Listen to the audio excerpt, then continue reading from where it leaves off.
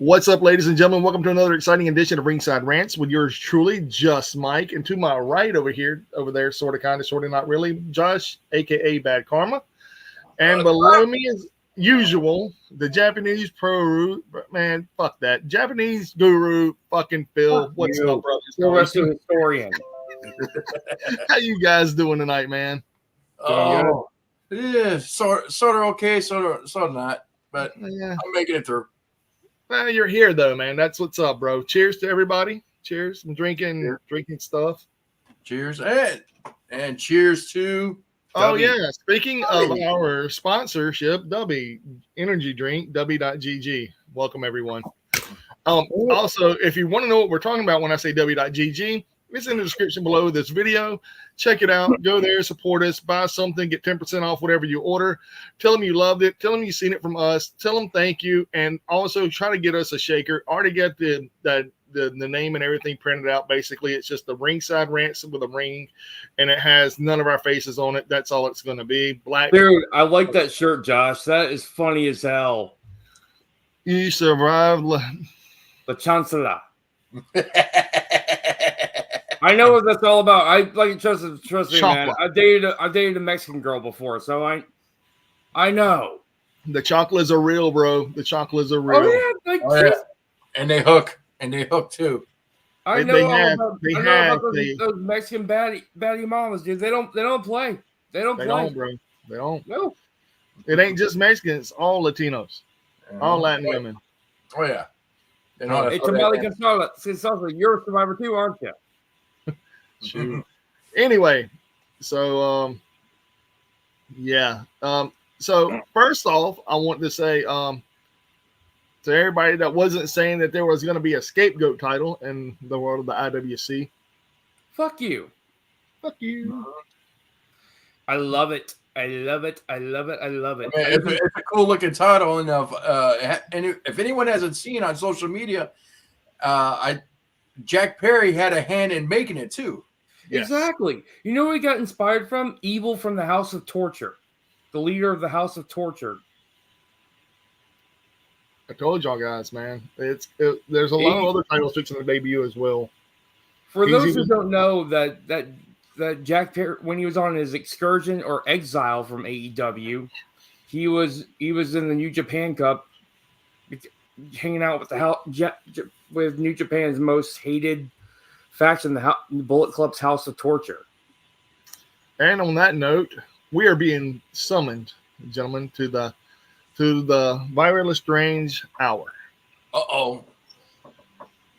Hello, Mr. Hello, Miss Lestrange. And she is not happy with us. Okay, what did we do? I didn't do it. It was all Mike. Uh-oh. And that just happened. Uh-oh. Told you. She was not happy with us, bro. Maybe it was probably a malfunction or something.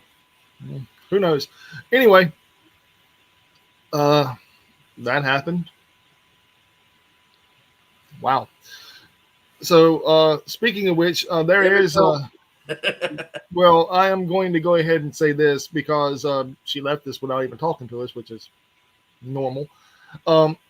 So I will say this: DCW this Saturday night is having a. Hold on, maybe hold on. Wait 1 second. Welcome back. I'm assuming. Yeah, I couldn't hear y'all for some reason. Well, I just thought we did something wrong as usual. Yeah, you'll always do, but no, I just couldn't hear for some reason. I was about to put the company you're working for this weekend over, but I'm glad you showed back up. Speaking of which, if you're not there, you need to be there because then you'll get to witness yours truly in her debut match at Diamond Championship Wrestling for the Women's Championship. Hey, holy shit! Congratulations! About fucking time. Speaking of which, as well, I do notice that y'all are having a tournament go on. Yes, our champion kind of disappeared on us, and we had the little bumps in the road there, but we have a new championship, and it's ready to have a new owner. So Friday night is our first round of the tournament to see the new DCW heavyweight champion Is it Friday or Saturday night? Friday night. This is the second time it's happened since Koloff. Yeah. Yes, more Koloff. Not really. Oh, So I suggest the only one that has an excuse to not be there is Josh, because I know he lives far away. But you two better be there. Yeah. Just You saying. already, well, I told you. He knows. Mike knows what I'm talking about. I have an excuse. Mike knows. Yeah, his transmission in his car is bummed. But All right, then you don't have an excuse. I don't have an excuse. I was going to tell you later on this week, like maybe tomorrow or the day after, that I was going to show up and support you. I have not heard back from Tommy or anybody saying I could or could not show up, so I'm going to be there regardless. I don't think they can really say yes or no. Not really. Not anymore. So, yeah, you know things that I know. yeah. So, yeah, you should be there Friday night. Doors I will. open at 6, bell rings at 7. Is it what I'm thinking that you're keeping your mouth shut on that I already know has already happened? I don't know. We'll talk later then. I'm assuming that it's all under Scott Armstrong's umbrella. That's my assumption. Yeah. Correct? Everything that happens is under his umbrella. Thank you. Okay. You know what I'm saying, though, right? Not really. He's basically the owner almost, basically.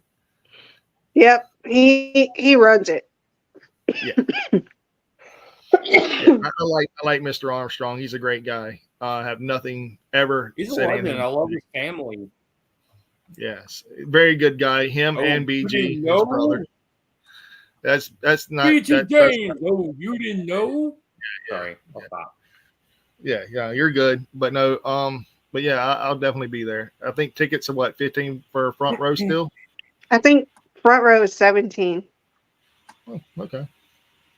I might even sit front row, order some popcorn and get a Coke. And just chill I would highly advise it. And throw popcorn at people.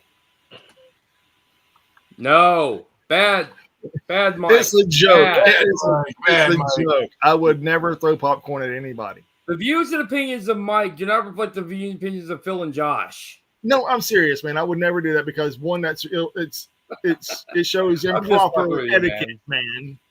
And the only way I would ever do that is if like Matt Cardona showed up and like beat the hell out of everybody, then I'd be mad as hell and I'd throw my whole popcorn at him. That'd be the only way that happened. Okay. And then I would try to get a beer from somebody in the back and then come out there and throw a beer at him, because that's what you do at Matt Cardona. Hell, everybody did it at GCW. You got to throw it at him like old school Scott Hall, man. Hell yeah, bro. Hell yeah. But no, who are you taking on? Still looks wonderful. So, who is the champion right now in the DCW world for the women? Sid Silver. Damn Sid right, Silver. I said it. All hail the pretzel. What? He's talking about the Big G1 Nutria. climax that nobody cares about right now because everybody should be focused on you. I agree. See, All right. see, Phil, trying to get you in trouble, Phil. Doghouse. Is it working? Hopefully. Anyway, I do have a question to ask you since you're here. You didn't ask. I actually had to message you this time and ask you to show up. So the thing is, I want to ask you this. Why Sid Silver and why Friday night? Why Sid Silver and why Friday night? Yes. Because I am way overdue for what I am rightfully owed, which is a shot at the Women's Championship. And regardless of what Scott Armstrong thinks, I am ready. And he's going to give me what I am rightfully owed, which is going to happen this Friday night. So my thing is, and this is just me spitballing here, it's just a shot at the title. You're not actually planning on winning the title? Is that what you're trying to say? Yeah, when I'm back on here next Tuesday, I will have the Women's Championship in my possession. Ooh. Okay. Awesome. That's some major player news there, ladies and gentlemen.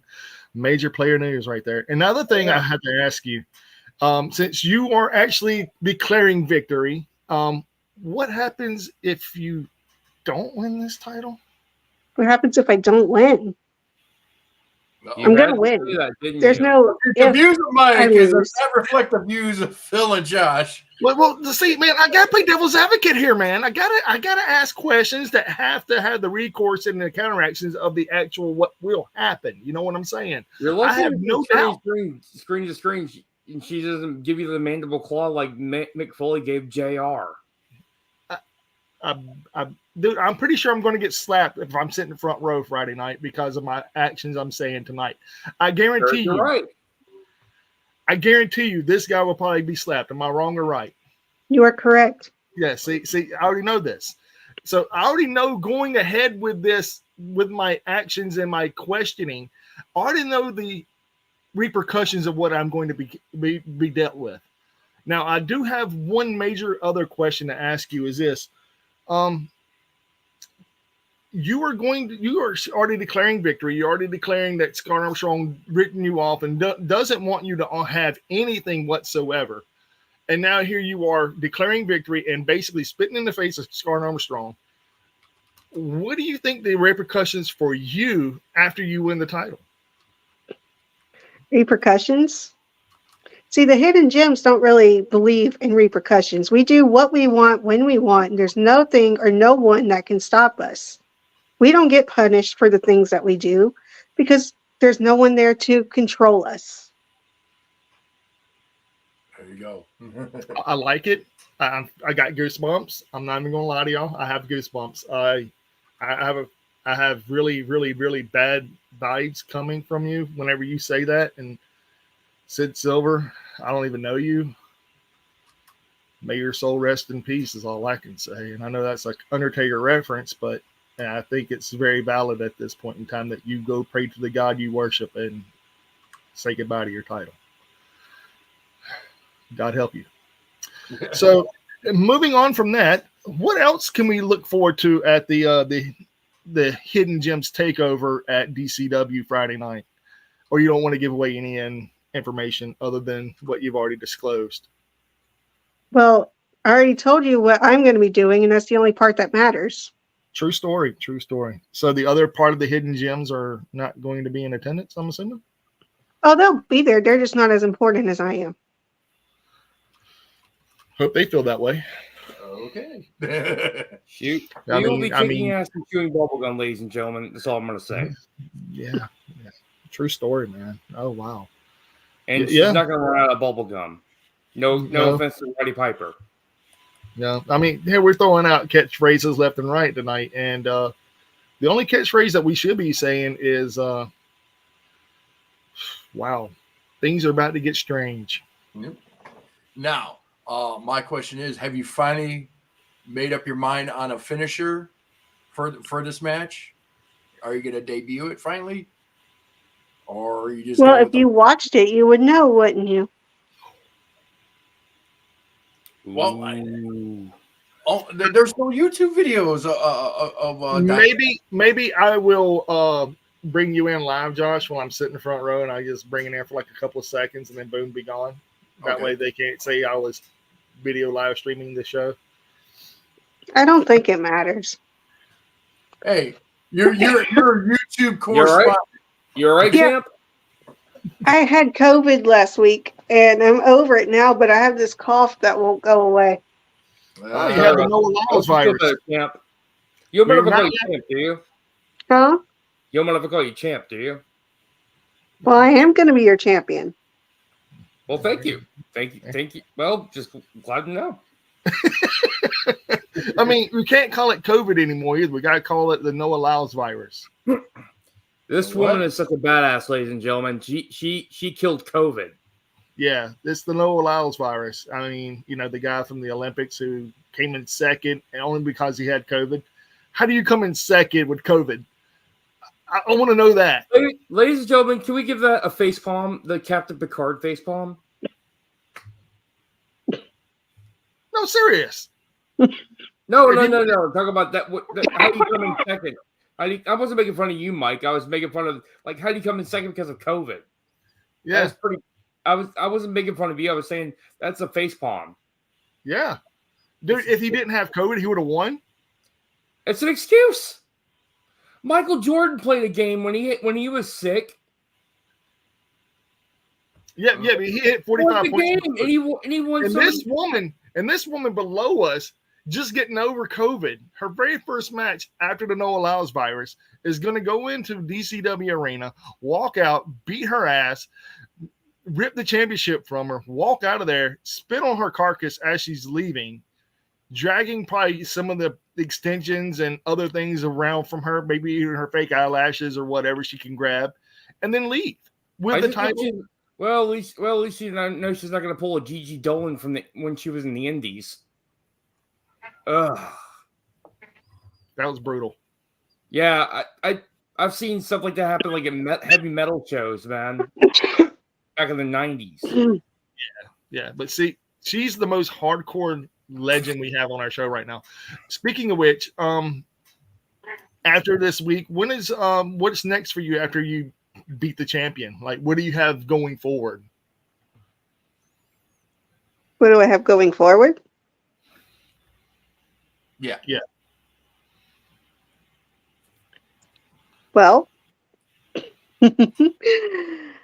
that's for me to know and for everyone else to find out.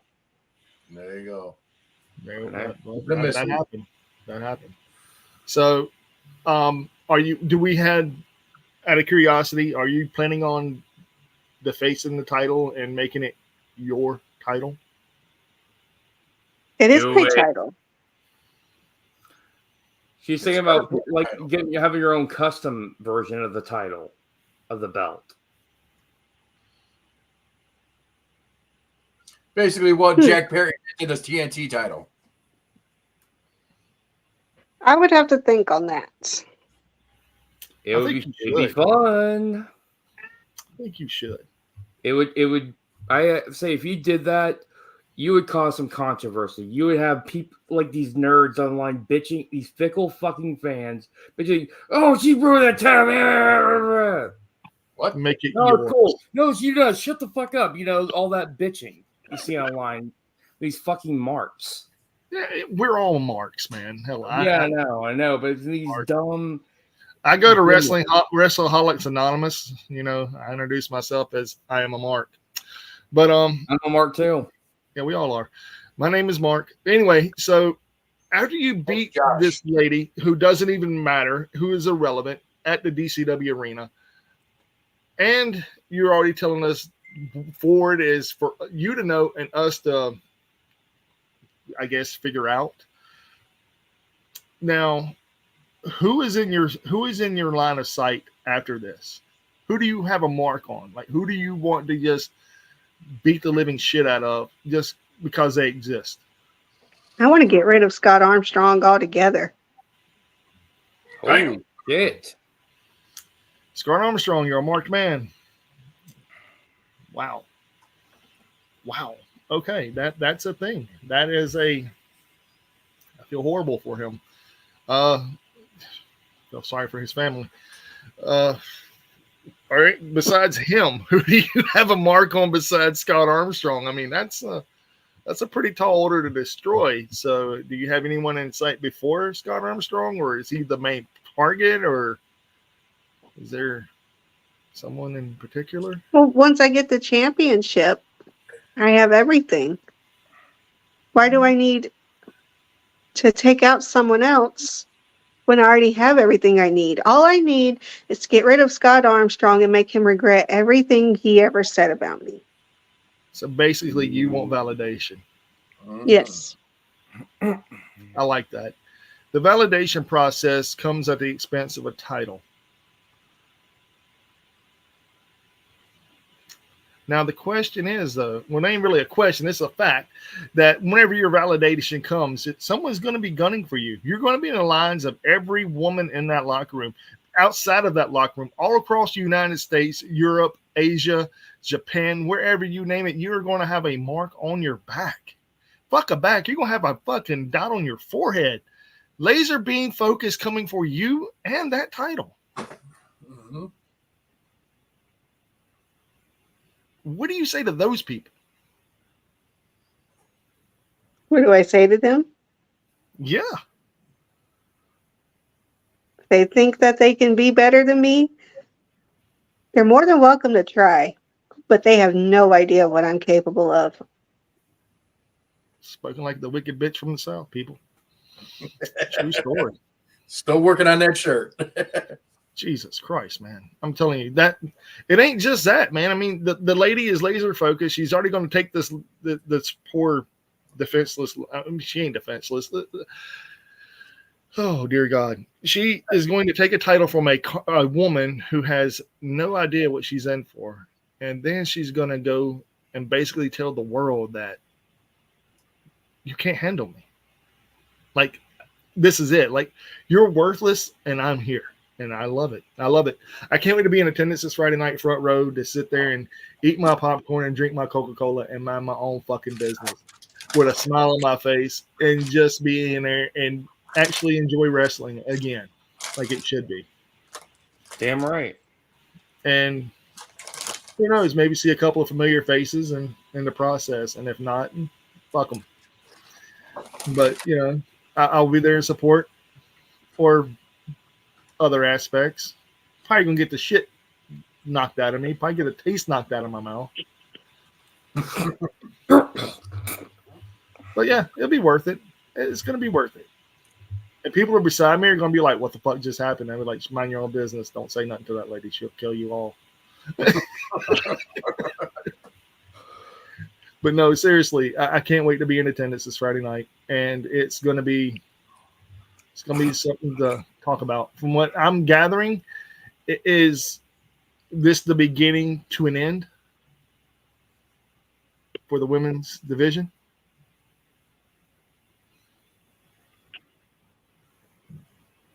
Oh, you have no idea. I am the women's division. There you go. Spoken like a champion. Girl. Spoken like a champion. I will say this to anybody that's watching that goes to DCW shows and that wants to talk about DCW in a positive light. This lady has been on this podcast with us almost the entire time that we restarted this podcast. And everything she has ever fucking said has come to fruition. She's evolved. She's evolved her character and everything. She's doing great.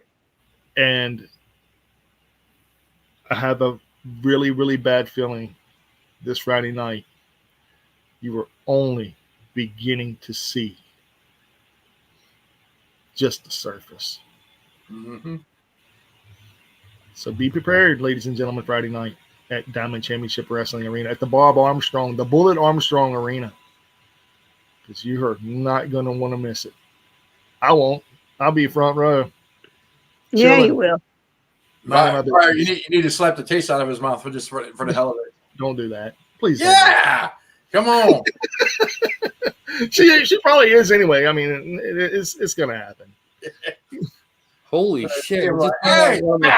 I just found out one of my friends who's going to watch our video later because she's like, I told her to check out. I found out she works with the nephew of Moondog Rex. Yeah, Moondog. Moondog owns. She wrestled with Moondog. She was his tag team partner at the where was it at? The Greers or Piggly Wiggly Arena or Greers and Bay Minette. And it's called what is it? Hard Time Wrestling Association. HWA. Yes, and Moondog is a very, very nice guy. And he's even talking about putting another show together because the first one went so well. Yeah. And I wished I could have been there, but I was working that day. But I've already scheduled my time off for Friday night. I'll be done by 6, hopefully before then, way before then. But I will be there around 6, maybe 6:30ish. When doors open. I know. I'll be there. You'll see me. I'm pretty sure a couple other people will be like, holy fuck, the devil arisen. The devil is here. And a lot of people probably won't even come out to see me. Probably a lot of them be like, fuck that guy. That guy sucks. But there'll be some people I hope to come out there and say hello. But yeah, we shall see. I'll be alone. I won't bring nobody with me. My lady will be working that night. I'll be there alone. So I'm coming along, ladies and gentlemen. So Phil, I think we got to gather up some bail money. No, it ain't gonna be like that, man. Me and Tommy have already talked. It's neutral. It's nothing negative nor positive. It's neutral. Okay. And as long as it's mutual, I'm happy about that. I'm content because it all happened because of and this is the God's honest truth. Justin Wortham was and is a great person. I've said that numerous times on here, even before y'all got here. I think I met him like at the show or at the. He was a nice announcer. Yeah, dude, he was a great guy, man. Me and him, I didn't like some of the stuff he was stealing. Like me and him would say something at the same time. I didn't like that, but overall, as a human being, I had nothing bad to say. He was really nice to me. He actually reached out to me at the show and everything when I went. He was a fantastic human being, man, and I will go on record and say that to anybody who's ever asked me or ever. I have never really had anything negative to say or bad to say about Justin Wortham. The only thing I've ever done was professionally criticize, which did not go over very well to a lot of people, and a lot of people hated me doing that. And guess what? I'm sorry. I mean, it's just the truth is what the truth is. Don't like it, be better. But I've never, ever once said anything bad about him as a human being, and I never will. And I didn't realize that 4 months ago to the day that he died, he lost his other son. Mm-hmm. So, yeah, it's just heart-wrenching for his family to go through something like that. And I hate it for him, man. And it's bad, all around bad, And every time I even think about DCW, I'm going to be honest, he's the first person I think of. That's the first person I remember seeing is Justin, And before him, it was Joey. And before Joey, it was nobody. So Joey passed away with cancer, and then Justin dies tragically. So yeah, it's just DCW is in a rebuilding phase, I'm assuming, for far as I'm seeing. And I hope they find a great replacement. It's going to be hard to replace Justin, to be honest. It really is. It's going to be really hard to replace him. He was the heart and soul of the announce team. He did it by the book. He even went above and beyond. He even took time to help bring other people with him sometimes to the shows, stayed over at other people's houses so he wouldn't have to drive like he did that night in that tragic accident. And the dude is phenomenal as a human being, and he worked his ass off for numerous things. So I get it. And again, I want to say my condolences to you. I didn't ever tell you. I think I might have texted you my condolences, but yeah. My condolences to you. And I even cried on here. It just thinking about him, man, it's heart-wrenching. It's because you never know when your last day on this earth is going to be. And you hope it ain't today, and you hope it ain't tomorrow. You hope to be able to plan for that day. And some people don't get that chance. And unfortunately, he didn't. But it's definitely going to be a struggle for us on Friday. I know you're going to be hoping he'll come to them doors, man. He was one of the people that I actually wanted to go and actually talk to whenever I got there. And I now will never have that opportunity. And that really sucks for me, And I even told that to Tommy, I hate that. And me and him both apologized for each other's mistakes, and I even told him what's going on and how I'm taking care of things. And he apologized to me and said he was sorry as well, and apologized for his ex-girlfriend's BS. And it's whatever. But I'm glad he quit. I'm glad he quit doing a lot of the vices that was keeping him at bay. I'm glad for that. And I hope nothing, like I told him beforehand, I wish nothing but bad things for him. I really did. because I didn't ever go after him as a person until after he did what he did to me. Game on. But I didn't throw the first stone, but I was damn sure going to be the one who took the biggest one. And like I told him, I said, I still haven't, and I won't because of that fact. It's petty. It's stupid. It's a bunch of bullshit that nobody needs to hear. Nobody cares. It ain't about wrestling. Nobody cares. And that's why the last thing you want to do is end up like Vince Russo and Jim Cornette. Dude, I think me and Tommy would put on a better match than Vince Russo and Jim Cornette. I'm going to be honest with y'all. I'm going to be 100% honest. I think we put on a hell of a match, man. I really do. I would even take the pin, dude. I would even let him pin me for that, dude, because I damn sure don't want to go out like that. Be like, I got it in my will. It's like I'd be there to piss on his grave. God almighty, dude. I never wanted to have that bad blood between nobody ever, and I never will. There is some people that I still won't talk to until the day I die, and if they pass before me, which I'm sure that will happen, I will not even go to their funeral. I won't even give them the satisfaction of me being there because of the fact that what they done and what they've said and who they are speaks louder than anything that can ever be said or done. Because you can only turn the face and turn your cheek so many times where turning the cheek just don't work no more. And you can only forgive for so many times that forgiveness it's no longer there. I can't forgive you no more. You got to ask for forgiveness for somebody else because it's divine to some people. Exactly. But I don't want to talk about that. I want to talk more about Diamond Championship Wrestling. What is the name of this show? Can you tell me the name of this show? It's just Synergy. It's this is like our typical every show that we have. It's television, right? Ain't it for TV? Do what? Is it still on television? Yes. Really? Talk to me about that. Tell me, is it on CW still? From my understanding, it's on a station called WXVO. I've never heard of it. Channel 13 here in local Alabama. But that's the station it's on. We're working on getting away from that and getting it on a streaming service, since most people stream now anyways instead of having cable. Cut the fucking cord. Yes, and I'm going to tell you this. There is a lot of streaming companies out there, especially like New South, that, well, he ain't a streaming company, but he has a lot of stuff on IWTV. There's IWTV out there. There's the big one, Triller, which that's the big dog. There is High Spots. There is StreamXPW.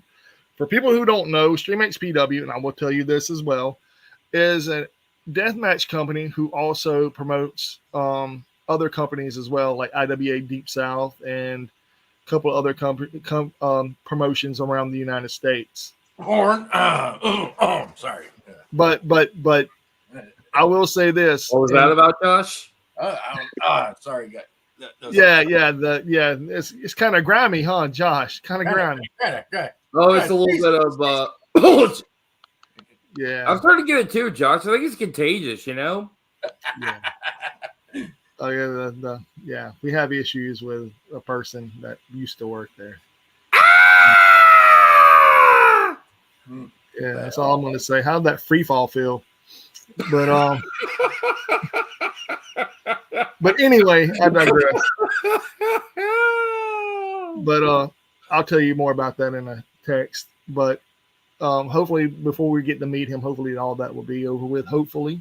But so this is called Synergy. What episode is it? Can I ask?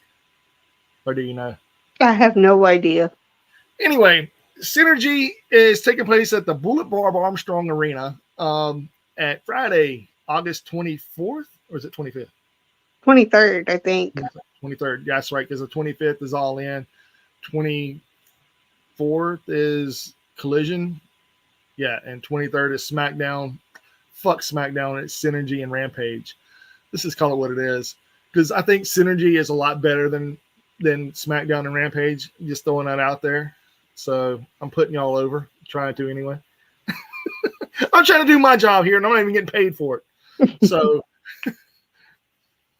just saying. I'm joking, totally joking. But no, in all seriousness, though, people, if you're in a Mobile, Alabama area or Mississippi, Pensacola, and you're looking for a really good wrestling show, come by Bullet Barb Armstrong Arena. Google it. Go by there and see them. They're in Irvington, Alabama, which is close to Theodore, same area.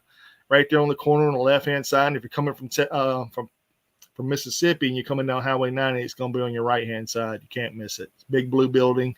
Go in there and say what's up to the people. Buy a ticket, sit down, order you some popcorn, drink you a Coca-Cola, have a fucking good time, have some laughs, have some booze, have some cheers, throw some popcorn at some boo-boo people, and have a great night. Flip some heels off. Yeah, click the heels off, man. You know, it literally. Flip the heels off. Give them the finger. Oh, yeah, you can do that. I personally don't recommend you bringing a vulgar sign to a show like this because who knows? Family, I know.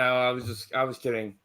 Well, I'm not talking about that. I'm speaking of an incident that happened whenever I was there. Whenever a guy had an actual very, very, why does he have that? You know, type of sign that he should have never had, and I didn't think it was as bad as that one girl that had a weird obsession with Finn Balor.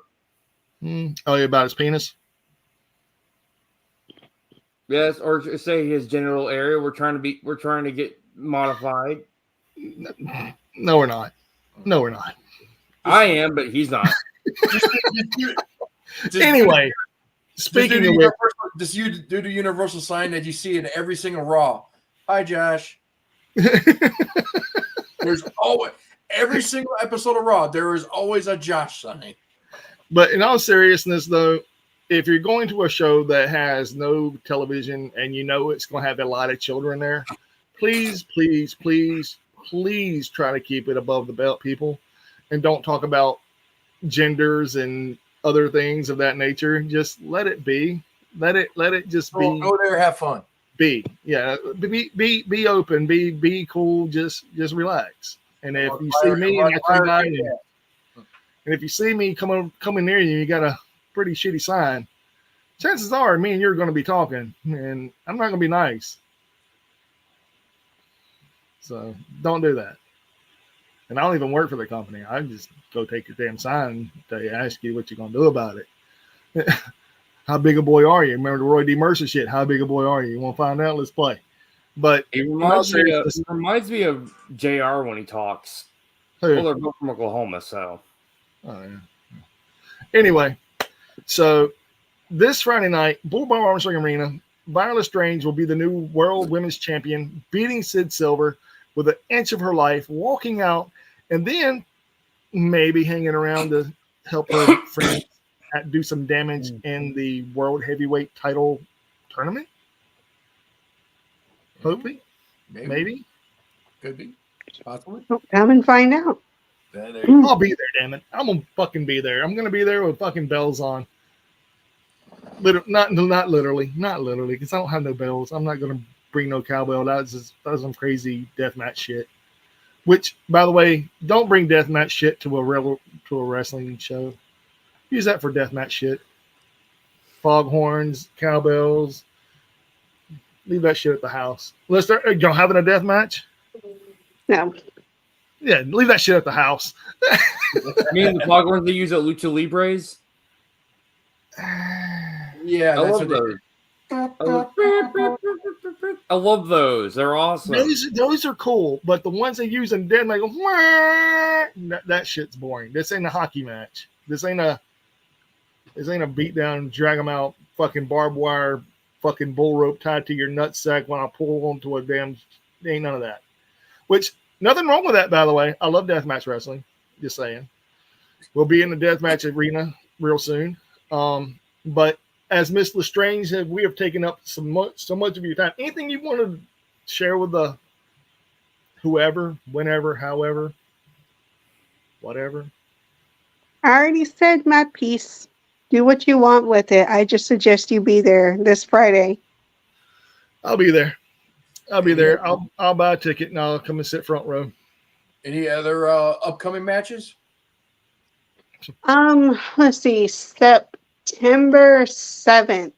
I will be in Columbus, Mississippi, I believe. That ain't too far from you there, Phil. No, it's not. I'll have to double check and make sure. It is a free event. Well, there you go. There you go, Phil. called- Free. Back to Old School. It's by Old School Championship Wrestling. It's a just a back to school event that they're having. Where's it gonna be at in Mississippi? What is Columbus. it? I think That's a little out of I my- could that's a little out be of my way. I could be wrong. I need to double check. I'll get back to you on that. Cool. Well, you can just let us know next Tuesday. I mean, fuck. I mean, you are Yeah. the champion. You know, I'll even dote it as welcome the champion, Viral Lestrange. If we have to. If you have to. I mean, since you are going to be the champion, that's the least we can do, right? The least we can do. Yeah, that's the least you could do. Yeah. And speaking of which, the least anybody that's watching this can do is go to the description below this video, go to w.gg, go to Ringside Rants, 10% off, buy yourself some fucking W, enjoy it, drink it, smoke it, whatever you want to do with it, rock out with it, buy you some W, enjoy it. Done pandering. But Viral Lestrange, do you have merch? That is something that I am trying to prop my phone up. I'm tired of holding it. Oh, you're good. Nah, that didn't work. Didn't work? Okay. But as of right now, I do not. It should be coming along hopefully within the next month or so. Okay. And what kind of merch are we expecting to look forward to? For right now, we're just going to start off with the t-shirts and see how we go. No posters, no stickers, no 8x10s. I could do some 8x10, some posters. Really, I need to get all that figured out and situated, but for sure the t-shirts. Likewise, I need to do some hats and some shirts as well. I'm waiting on a friend of mine to do our Just Mike LLC and the Ringside Rants logo as well. That's what I'm looking forward to. But I am not going to hold you up anymore. I know you're a busy lady and you got to go back to doing what Lestrange people do. And I do thank you for being here tonight. And I do hope to see, well, I will see you Friday. Beat the shit out of Sid Silver. So hopefully, maybe she can show up next Tuesday night after you beat the shit out of her. And I'm going to have a rematch maybe down the line, far down the line, because, she shouldn't get a rematch right away. Yeah. Nah. Yeah. Nah. But anyway, go do you, and I will see you Friday at the Bullet Bob Armstrong Arena. And do you know the address by any chance? I think it's 5989 US 90. There you go. 5989 US Highway 90, Theodore, Alabama / Irvington, Alabama. Come visit everybody Friday night live, DCW Synergy. Witness the first round of the World Heavyweight Title Tournament. DCW Heavyweight Championship Tournament. Is it going to be like the old title, or are we getting a revamped title? It's a brand new title. So they will have the other any. Okay, that's what's up. I dig it. I'm hoping it's better than the last one. Dud's held it hostage for over 400 and some odd days, or 500 and some odd days. But Who do they think they are? Brock Lesnar? well, Mac Daddy he is the biggest draw in the South, bro. I mean, he is. He will always be the biggest draw here in Mobile and the surrounding areas, and everybody knows it. We All right, I'm heading out. The time when he held the IWGP Heavyweight Championship. Wow. I am definitely getting slapped Friday night. There is no doubt about it. I'm not getting slapped. Fuck But anyways, like I was saying, I was talking about Brock Lesnar when he was holding the IWGP Championship hostage, and because he wouldn't put over Shinsuke Nakamura. Well, he didn't hold it hostage. He defended the shit out of that title. He just wanted more money. Well, I'm talking about Mac Daddy. Mac Daddy, when he defended the title, he threw the AWA title in the trash at a show. Yeah. Holy shit. Yeah. That's controversy right there, man. That happened 2 years ago, almost 2.5 years ago. Oh, dude, I posted that video of what Darby Allin did about. People were so pissed off, like, his belt's so ugly. It's like, there are way uglier belts than that custom TNT title. Look at the WWE Tag Team belts for the past 10 years. Or even better yet, look at the American title that MJF is holding. That thing's ugly, bro. That thing is so... I think that's the idea of it. I think it is too. He's trolling the shit out of fans, and I love it. Dude, there's something major happening at All In. Y'all want to talk about it? Oh, you talking about? Let's talk about it. Let's talk about it. Let's talk about it. I don't know. Right in front of me. Listen. All right. So at All In, there is a major player supposedly showing up at All In. Major players showing up at All In. And I don't want to speculate to who they are, but all I know is one of them has they're close enough to home where all they have to do is swim across the little channel to get there. And I think everybody knows what I'm speaking of, hopefully. Mm-hmm. Oh, yeah. I think I know who you're talking about. A former champion.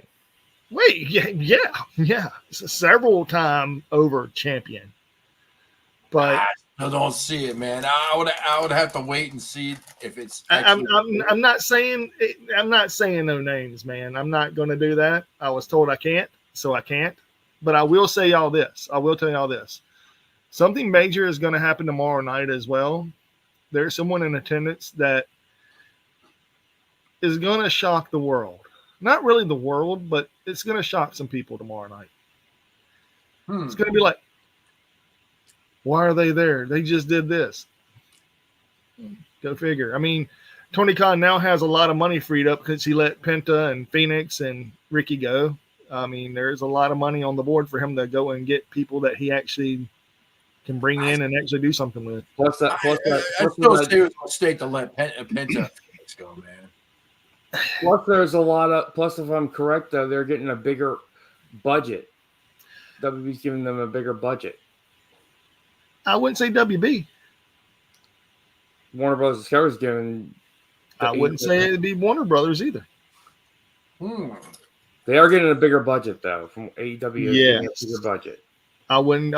I'm not counting them out of the picture yet. From what I've understood, is they're out of exclusive negotiations, and that it's moved on to other venues, or not venues, but other partners.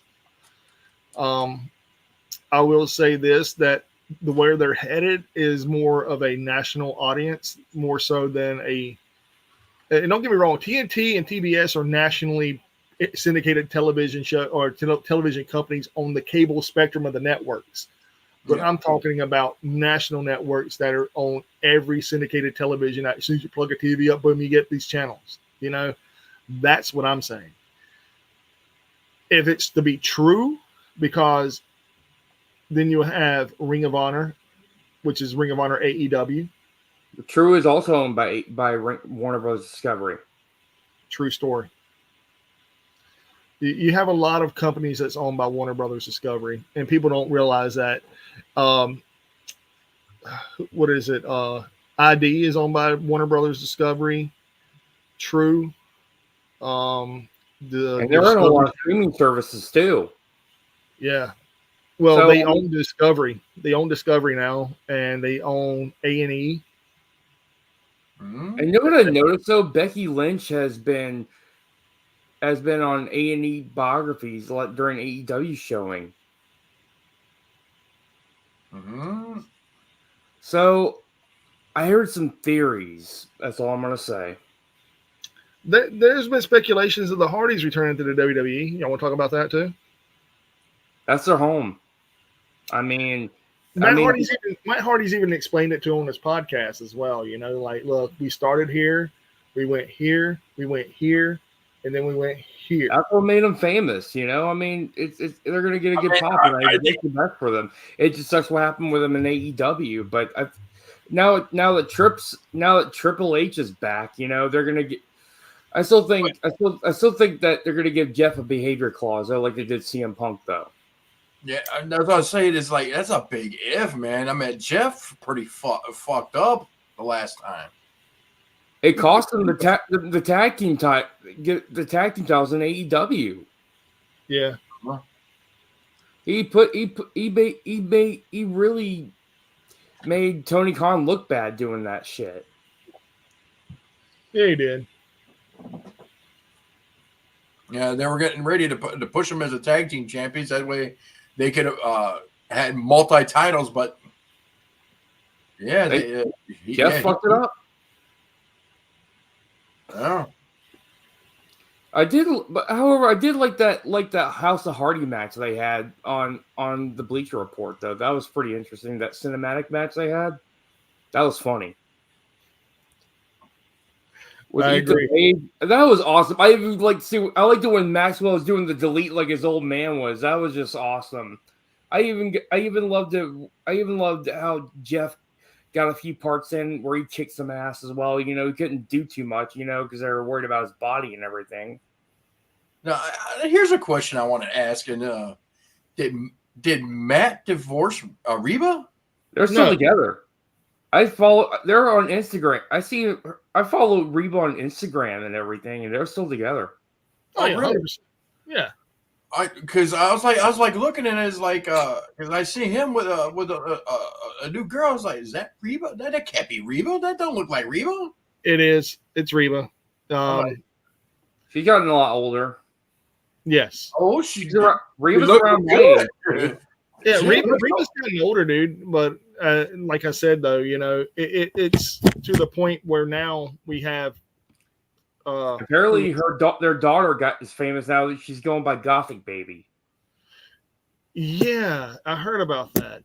I follow her and Matt on Instagram, and it's pretty funny stuff and everything. Like apparently they were at a Slipknot show, and guess who ended up signing autographs? Matt. Of course. I mean, it's Matt, dude. Matt Hardy's always going to sign autographs, bro. You know what it's like to be Matt Hardy. Dude, everybody wants to be Matt Hardy, bro. Everybody. Even the people that say they don't want to be Matt Hardy, they want to be Matt Hardy. Everybody does. I mean, think about it. He made the broken gimmick. He made the broken gimmick work. I mean, think about it. Think about this for example as well. In 3 different companies. 4. Ring of Honor does count. He was in Ring of Honor before Ring of Honor was. I didn't like the term. Did he bring the broken gimmick there? Woken Matt Hardy, because that's kind of controversial now these days. Kinda, not really. No, they really didn't do the broken gimmick there. You're right. 3 companies, the broken gimmick, but they were in 4 companies altogether. Brother Nero. I even loved. I knew you would come. Dude, that shit was awesome. I love the broken gimmick. It was just hilarious. I even loved when he brought it to AEW with his drone planes. Those were just awesome. And how he disappeared and reappeared. That was really cool. I even loved it how he was trying to motivate Private Party and everything too. That was really cool too. But now I have the question for you. So, like we were talking earlier about I think I was the very first person in the IWC world to actually break the news that there was going to be a Scapegoat title that was going to be held by Jack Perry. Am I wrong? You was right. Yeah. I knew I was right. Also, on that whole aspect, now we have these new titles that Tony Khan is trying to get in place, which is a mixed tag title and a women's tag titles. How do you feel about that? Oh, those E-drones are gonna too many titles. Ah! Too many titles. Yes, I agree, but do they need them? Well, I figured they're gonna have to replace if they're gonna do the move. They're gonna have to replace the TNT and the TBS titles, which they kind of already do. They already got the international and The The global. international, and they also have the Continental global. Crown The title, global. you know, and also I think I almost thought they were going to get rid of the Ring of Honor 6-man titles when they unified them with the trios titles and everything. Oh And yeah, the a lot of gangbang people are system. complaining that the tag team division is dull in AEW. It kind of is lackluster because the Bucks. I don't think is it dead. No, is it kind of having a minor foot in circle? Yes. Okay, now the another aspect of this as well as we're talking about this is, the tag team division is lacking depth. We only have FTR, Young Bucks, Private Party, Butcher and Blade, and the Acclaimed. no, We you also don't even got have- Top Flight as well. They're mainly Ring of Honor talent. Yeah, but they've been you showing don't up even got on Butcher and Rampage. Blade. and I don't Collision, think you got the Blade anymore. They got Collision. They're on Collision sometimes. Yeah, Blade's still around. I think his contract ends at the end of this year. And they're going to bring in who? Name another tag team they're going to bring in because they just lost Phoenix and Pentagon. And they also got up by the Motor City Machine Guns. Did they get them? No, WWE hasn't signed. There's rumors saying the Motor City Machine Guns are headed to WWE, but There's been a lot of rumors. There's been a lot of rumors of There's circulating. even rumors saying that Bryan Daniels is going back to WWE, and that we know that was just people just jumping the gun, media just like basically it's fucking clickbait. It's clickbait, yes. Yeah, it's 100% clickbait, but I can see him going back to WWE. If Motor City Machine Guns goes to WWE, they can't put them on NXT. They can't put them on NXT. They have to. They have to because I mean, think about it like this, Josh. They're already an established tag team. They're not like an upcoming. They're fucking veterans. Yeah. It doesn't matter though, man. It doesn't matter. Listen, like we all know they're veterans. We all get that. We know they've been in the business for the last 25 fucking years. We all know this. But a lot of the fans, casual fans, don't have a fucking clue who the Motor City Machine Guns are. They'll be like, "Who?" Dude, as soon as they debut on Raw or SmackDown, be like, who the fuck are they? Why do they have such cool fucking intro music? Why don't we never heard them before? Because guess what, people? Other fucking wrestling exists besides WWE. Just because your ass doesn't watch it doesn't mean it doesn't exist. Just like some people, just like because Joe you Henry. never heard of it doesn't mean it's horrible either. man, some people talking about like politics. Oh, I don't believe in that, or I don't believe in this. Like flat Earth, man. Like people talk about, oh, dude, did you hear about flat Earth? I'm like, What flat Earth? bro, I'm gonna put this out there real quick, changing the subject, real fucking quick. So a friend of mine asked me to take him to go get food because he's disabled, and I do a thing because I care. So I took him and his girlfriend / ex-wife. I don't know what they are. I really don't have a clue. But he goes, "Hey, do you know she's a flat earther?" I was like, "No." Now you got my brain going all in a tizzy, wanting to start asking fucking questions, right? Don't. I did. Oh, I did. Don't facepalm yourself, dude. Listen to the questions I asked. I said, so you're telling me that we only live on flat Earth. Like, how big is this Earth? Well, it goes all the way across. And I was like, okay, so we don't have mountains? Oh, yeah, we have mountains and we have earthquakes and stuff because the Earth it only exists on this plate. Okay. So why do we have waterfalls? How come the water is deep? Like, is it just all up under us is water? And I was like, so if that's the case, then why wasn't a big tidal wave just cover the whole fucking flat Earth? And when I said that, all I got was, I never thought of it like that. I'm like, Okay, I thought it was a lot better. It turned out a lot better than I thought it would. it was like, huh? And I was like, I feel horrible because now here I am telling people or telling this person that, flat Earth is a really dumb idea. I'm not trying to sit here and debate flat Earth versus a round Earth, but my brain is like, I can't comprehend stupidity. Isn't AJ Styles a flat earther? He's like we're flat earther, dude. He did that as a joke when he was a heel. 100% God's honest. Oh, okay. He was defending the flat earthers. Like, he defended them very well to a point where people started second guessing if they were round earther or flat earther. Really fucking good job. Way to go, AJ. The shit out of people. All I know is that people think that we're Asgard floating through the sky and everything. Man, that's what I picture. That's when they say that, I was like, it's like, you think we're Asgard floating like that in the space and everything, and like what the hell? So where do Flash Gordon's at as well? You know what? We need to get off that. So I did ask one other question though. This question right here will make you all laugh. I said, so is there air in space? No. And dude, she was like, I don't know. Maybe. I was like, okay. And I let it go, dude. And she was like, you're making fun of me. I was like, I didn't make fun of you. My brain cells in my head made my IQ drop to like, what the fuck? So I didn't say shit. I was just like, okay. Like I didn't know what else to say to that. Like, sure, there's air in space. I mean, just like there is air on the moon, man. Just like there's air in a sandwich bag after you seal it up, I mean, there's air in there, I guess. Chickens. Yeah, I love Amish, man. I love that dude. That dude's amazing. Speaking of Amish chicken pluckers, dude, Roadkill. He's I was about to say, I heard he's doing some fucking autographs over there, dude.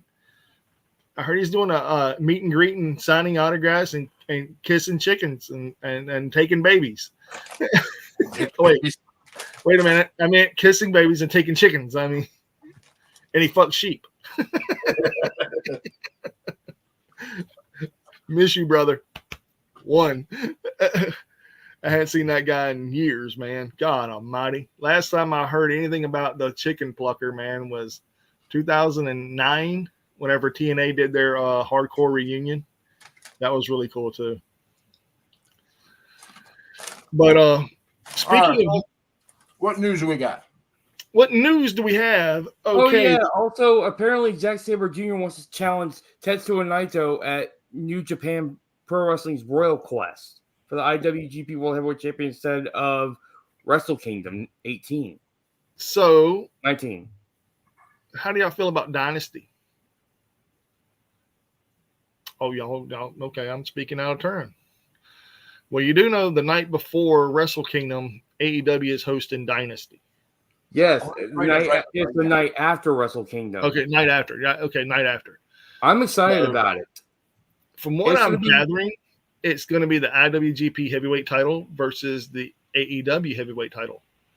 Ooh, unified titles. I don't know if it's going to be unified. I don't think they're unifying the titles. I do believe that's going to be a double champion. It's going to be a double champion, just like they have with the NJPW Strong and the TBS Championship. I have a friend of mine saying they're not going to bring AEW. No, I have a feeling this is going to be AEW's first Japan show. They're probably going to have like a Dynamite and Collision probably at Korakuen Hall or something. Yes, 100%. Because Korakuen Hall is like one of their. It's a small venue, but it's like one of the mecca of pro wrestling venues. It is. The Korakuen Hall and the Tokyo Dome are the two biggest places in Japan. There's also Osaka Joe Hall. That was pretty good too. It's more like a convention center though. It's bigger than it's a convention center. But the Korakuen Hall and the Tokyo Dome are the two biggest domes in Japan. And I want to say there's another one in well, Korakuen Hall is actually pretty small, but it's part of the Tokyo Dome. But I heard Okinawa has a pretty big dome as well, but I'm not 100% sure on that one. I don't think they really. Okinawa is actually it's actually an island off the coast of Japan. So yeah. So it's like hundreds of miles off the coast, but it's still part of Japan though. Shoot, I'm about to get my passport, man. Shit. What you say? Basically, if you look at Okinawa, it's basically Hawaii of Japan. Call be like call Tamale and get her nephew. Be like, yeah, we're going to Japan because he speaks English. Not English, Japanese. Okay, cool. I'm actually learning a little bit of Japanese myself, but I actually have a few friends from Japan on Instagram. All I know is konnichiwa and senpai. That's all I know. I know I'm not going to tell you what opai means. Opai. Oh, I know what opa means in Greek. It means opa. You know when you break. No, opai. Bitch. Shall I say it? Bitch, cunt, slut, whore. No, it means boobs. Oh, that's a thing. Yeah, there's some girls that go opai. I'm not even going to ask you why you know that stuff, Phil. I'm just going to leave that alone from hentai. Well, I learned that from Mina Shirakawa, okay? Yeah, sure we did. Anyway, moving on. So I did hear some rumors that are speculations of Hood Slam moving outside of Oakland for a change. Going to Las Vegas. Don't know how true this is yet. Just speculations. I've heard talks and rumors about this. I find that interesting. Very interesting. I think they do well there because, I mean, hell, it's strange. Las Vegas has a good pro wrestling crowd. It does. It really, really does. And like I said, I don't know how true this is. I hear things. I'm just saying, I hear things. What do you think about AEW showing All In Dallas next year? I'm excited because they're really doing really good crowds for Collision and especially especially at the Arlington. Arlington, yeah. The Arlington Esports Arena. I mean, plus with the Von Erichs signing to AEW and everything, I mean, they're going to get a good crowd. Especially a lot of people like the Von Erichs, especially in Texas. And what did you think about the Rhodes nephews debuting on Collision? Well, like I said, I have a feeling they're with AEW. Possibly losing Penta and Phoenix, they need to create new tag team stars, and they're bringing in the Rhodes and the Von Erichs. Well, the Von Erichs have been around the independents for a while now. They've won NWA, they've been to PWG, they've been to Ring of Honor. They've been in Ring of Honor and TNA. I think they've been to Pro Wrestling Noah and New, possibly New. I don't think they have too. I think they've been in New Japan too because of Ross. Yeah, and But what do you guys think about? Because right after was it All Out? Oh no, All In is going to be All Out in Chicago. But what matches are they going to feature? Man, it's like everything's going to be featured in All Out. And like, what are you going to do for All In? I mean, All In, we didn't do for All Out. And it's like I heard ticket sales are not doing good, and I think with everything with CM Punk, it probably finally killed the Chicago market for them. I don't think it killed the market for Chicago, honestly, Josh. I think what CM Punk did this past weekend at Fanatic Fest destroyed a lot of hope and will going forward in the Chicago market for AEW. He literally sold out of everything. Him and all the WWE guys sold out all their merch, every bit of it. Every bit of it. It wasn't even in Chicago. No, it was in New York. And a lot of people flew from all over the world just to get there for Fanatic Fest. And it wasn't just wrestling stars. It was NFL stars, NBA stars. It was basically anybody that has a Fanatic from the fanatics.com website. Anybody that is anybody. So basically the Chicago area is basically killed AEW, their fan base in AEW. Because of basically because of what CM Punk did. Because he was talking about how everybody says he's a cancer and this, that, and the other, and he's been here almost a year, and there has not been one single outside report that he is a menace in the locker room. He's not done this and that. Because it's on a behavior clause, though. Yeah, and he was renegotiating, from what I understand, he was renegotiating another actual contract and I don't know if they signed it or whatever, but I know they put it on the back burner until this actual clause takes effect. Like as soon as this clause ends, they're going to renegotiate another contract, because I don't believe they're going to keep him on payroll without a contract clause. I just don't believe it.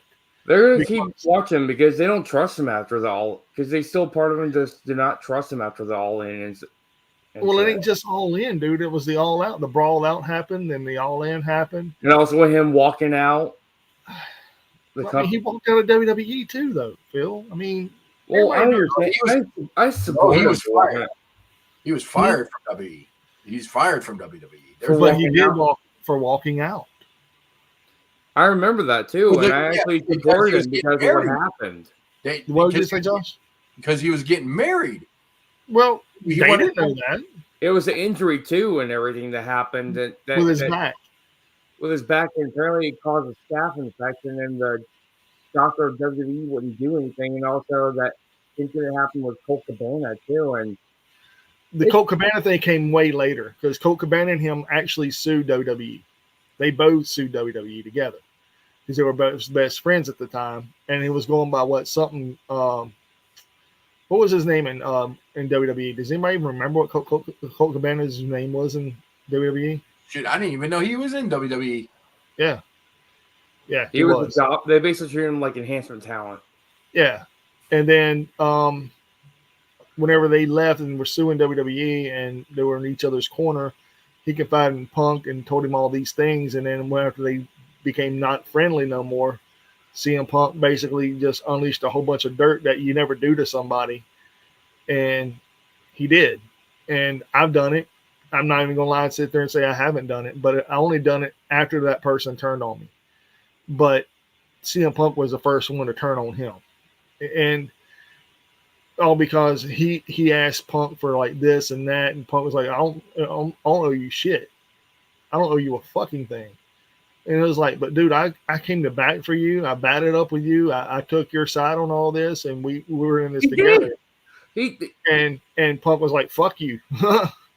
Fuck you. You know, he like tried to talk to him and everything, and he said, go get not without my lawyer. Yeah, now that I'm a lawyer, president, I want to talk to you. So, and Colt Cabana is still highly regarded in Chicago area as a homegrown talent, which does help AEW in that aspect. And Sky Blue too. Yeah, Sky Blue as well. So I mean, they still have a homegrown talent base. Well, they also have that one wrestler like that. This other trio, like it's like those like it's like the like these veterans, Captain Sean Dean. Yeah, he's Chicago. Yeah, he's Chicago, but that's lower tier. Yeah. Yeah, he's Ring of Honor, bro. He's Ring of Honor, man. But speaking of Ring of Honor, I did hear speculation of them going abroad whenever they do their Dynasty show. I heard that Ring of Honor is trying to get on over there as well with a show, which would be epic. Man, I'm starting to see why Tony Khan is keeping Athena the longest AEW Ring of Honor Women's Champion. He wants her to be the face of the company.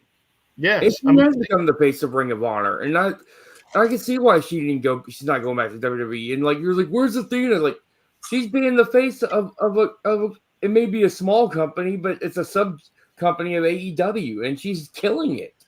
She's doing the Gress promo. She's telling great stories, and people are just bitching. They're like, where's Athena? Like she's like they're treating her like, but she's not, dude. To me, killing it. The way I look at things and the way I'm seeing things is she is the longest reigning champion in any promotion right now. And here's the other thing. Mm-hmm. If you want to go talk to people bitch about AEW, go to that podcast. But if you want to get people that actually love about it and talk about it, come to us. Well, not only that, I mean, I'm not going to sit here and shit on WWE, dude, because I can't. Because I mean, literally, the WWE is not a bad product right now. It's they're telling great stories. I just don't like the wrestling style. I like the fact that the moral that they're doing great with the staff is a lot better. There's no drama background. I like the Triple H is taking care of his roster and everything. I just don't like his poaching tactics, nor his nor the style of the wrestling they do. I'm tired. I would say Triple H got poaching tactics. I mean, that was more of a Vince thing. Nah. Look, I'm going to say what Sean Waltman said on his podcast. I'm just going to quote him, and this is everything. If you're not happy somewhere, you're going to venture out and you're going to ask, hey, so what's the pay rate over there? And what kind of direction can you put me in? And what kind of storyline can you put me on? And first thing they're going to ask you is, well, how much longer you got on your contract? If you don't like how long you have, go ask for an early release. If they don't grant you your early release, go tell one of the sports writers out there, one of the journalists, and tell them why you're unhappy, and they're not letting you go. They're holding you hostage, basically. Mm-hmm. That's how Vince used to do it. Well, not just Vince. People in WCW wanted to leave WCW did it too. Jericho did it. Oh, yeah. Bischoff wanted to hold. He wanted to hold Jericho and the Radicals all hostage. He wanted to hold Benoit because Benoit won the title, or was supposed to win the title the night before he showed up on Raw. He did win the title. He did win the title. He won the title, and then he showed up on Raw the next night without the title. Yeah, then they stripped him that Monday. Yeah, they stripped him the same day he showed up on Raw. Mm-hmm. So they stripped him, and then right before I think it was right after he showed up on Raw, wasn't it? Or right before? Something like that. So, I mean. Yeah, because I was like, wait a minute, wasn't he just on a pay-per-view? I mean, I'm not shitting on, like I said, I just don't like the wrestling style of WWE. That's all I'm going to say. The wrestling style of WWE, I don't have a problem with. It's too much talking. Too much talking. That's the problem, you know. If it wasn't for the 40-minute promos, I would probably get invested in it and make the matches longer. I'd probably like it. Well, they're actually cutting. I don't know if you watched it last night or not, Josh, but yeah, I was actually watching. They actually did a match, then they had a cut in, and then they had another match, and then a cut in, and it was like leading up, trying to balance it out. And they were leveling up. I mean, it's 3 hours, dude. Yeah. 3 hours of fucking wrestling. I mean, you have to do something for 3 fucking hours. I know. What Vince did. I was watching the CM Punk segment, and it was actually under 20 minutes. And it wasn't terrible. What he said made sense. I am the Miley Cyrus of. Oh my God, the Miley Cyrus. Is it on the Miley Cyrus of the? No, it's Taylor Swift for men. Taylor Swift. Yeah. Oh God, I'm the Taylor Swift for men. That's just cringe, man. But speaking of which, I'm glad it didn't happen, or it isn't happening. Thank God that Taylor Swift is not going to be doing the national anthem for AEW All In. Oh God. She will not be performing AEW's All In. Hallelujah. I don't know how.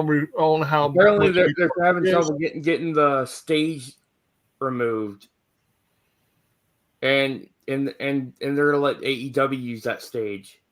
Yeah, for what I heard, and that's a beautiful stage. Don't get me wrong; that's gonna be awesome for AEW. Taylor Swift's letting AEW use it. That's pretty cool. Mm-hmm. But I heard she is not performing. Heard. Don't mean that she won't be performing. I just heard that she wasn't. And if she does perform, I'm like, motherfucker. Her wrestling business is really never say never. For real, dude. But I have a question. How many people are going to tune in for Taylor Swift? Not me. I'm not a fan of her. No. Think about this. Everyone under the age of 14. A lot of people will tune in for this pay-per-view for Taylor Swift. That's what I'm saying. Dude, that'd be a huge opportunity for Tony Khan to make a lot of money. And it's a good business tactic, you know? Like, I mean, you have problems selling tickets. The cult following that Taylor Swift has, which is Swifties. Bro, it's ungreat. It's cringe. That cult following is cringe. But right. If it gives them money, go for it. Get this, dude. I have tickets, right, to go see Savannah Dexter in concert in Atlanta in October. Ooh. Exactly my point. Right? Oh, I'm not Sabrina Carpenter. I'm sorry, Sabrina Carpenter, not Savannah Dexter. Sabrina Carpenter, the girl that says please, please, please. I'm sorry, I got them two mixed up. Okay. Sabrina Carpenter. I only paid $100 for these tickets. I looked today on Ticket Hub. They're going for over $1,000 for where I got my ticket. So I'm thinking about selling some tickets, bro. And it's all because she became famous on TikTok, like legit. So yeah, bought some Sabrina Carpenter tickets. Yeah, and Savannah Dexter. No offense to her, she is a. We're selling these tickets. Maybe we're going to Sizzler. For we don't have a Sizzler down here, dude. We got a Briquettes. So Briquettes is the shit, by the way. If you're ever looking for a steak in Mobile County, go to Briquettes. And if you're hungry and you just think you need something to drink, go to w.gg. Go support Rants. 10% off. You'll love it. So what other news do we got? Let's see. I watched Raw. Oh yeah. I also checked out a little bit of Anna Jay's progress in the tournament over at Stardom.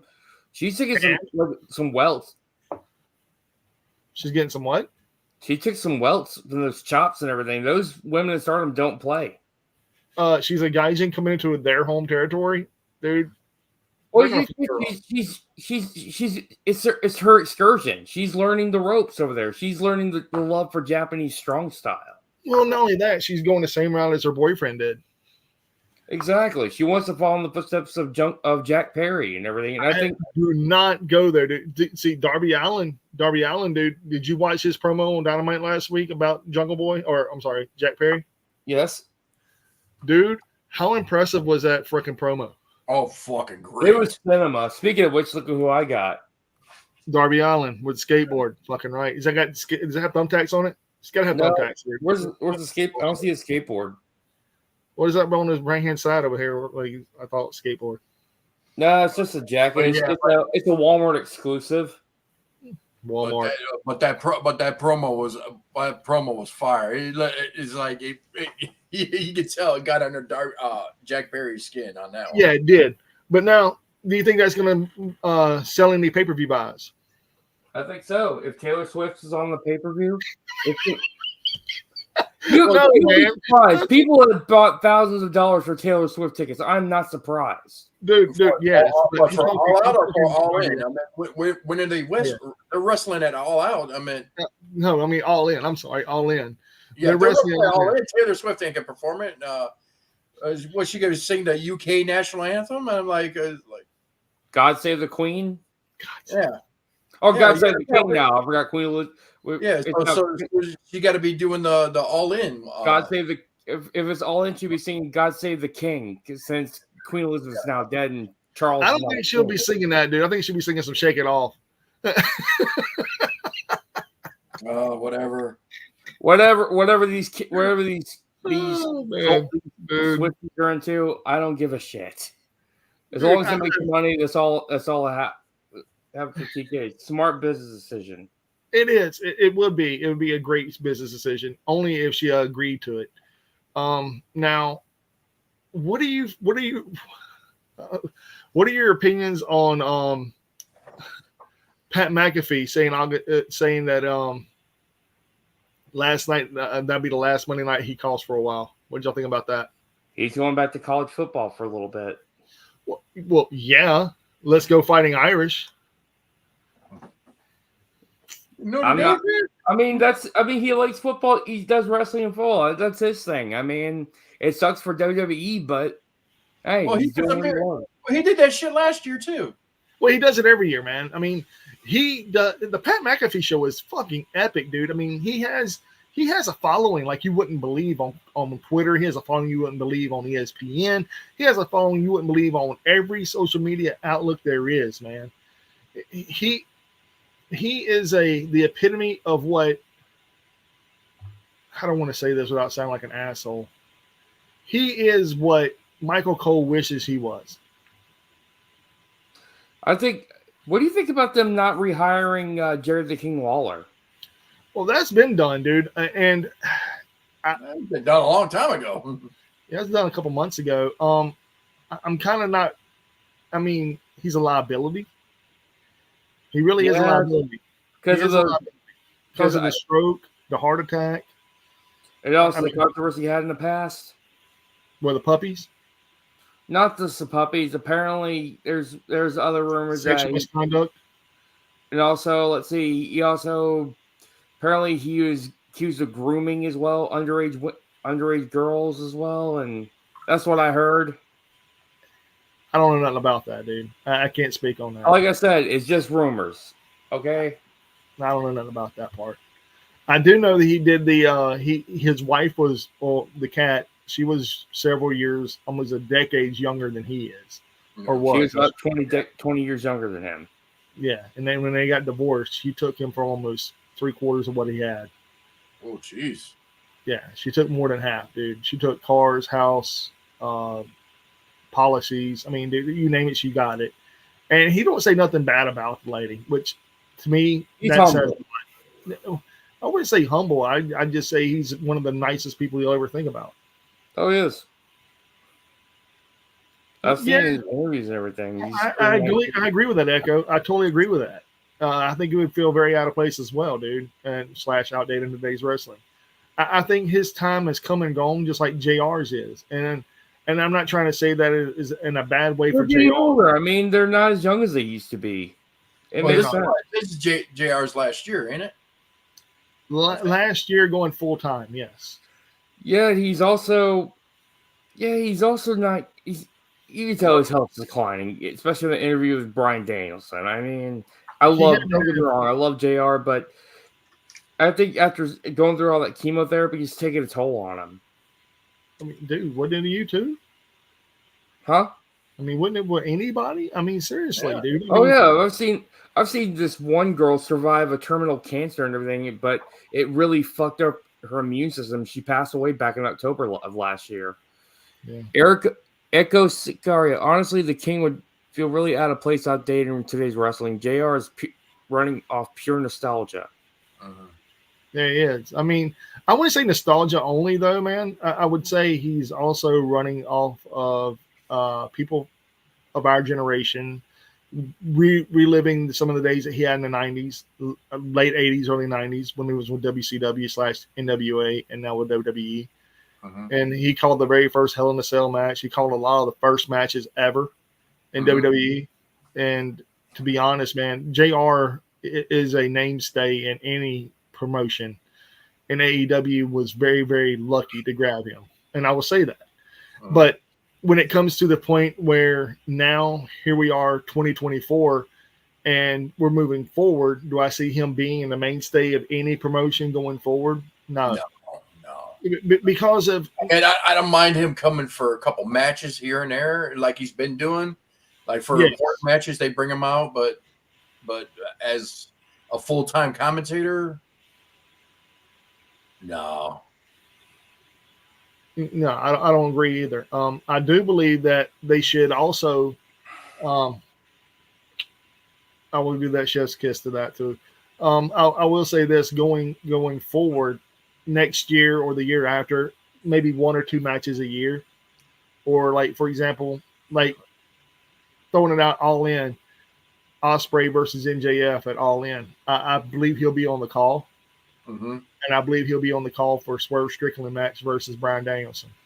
Oh yeah, but him being on the call for the whole card, that's gonna be like 5, almost 6 hours. I just don't see it. No.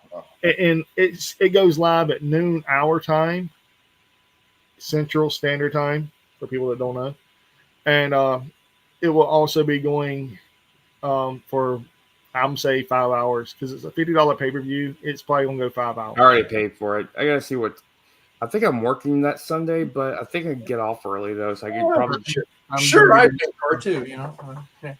Fuck you, man. You don't pay for shit. You ain't paid for a pay-per-view since 1997, bro. We understand, dude. Yeah, right on. Right the fuck on, bro. Josh, a.k.a. Bad Karma, hasn't paid for a pay-per-view since 1997. Come get him, FBI. Come fucking put that on a t-shirt. Put that on a t-shirt.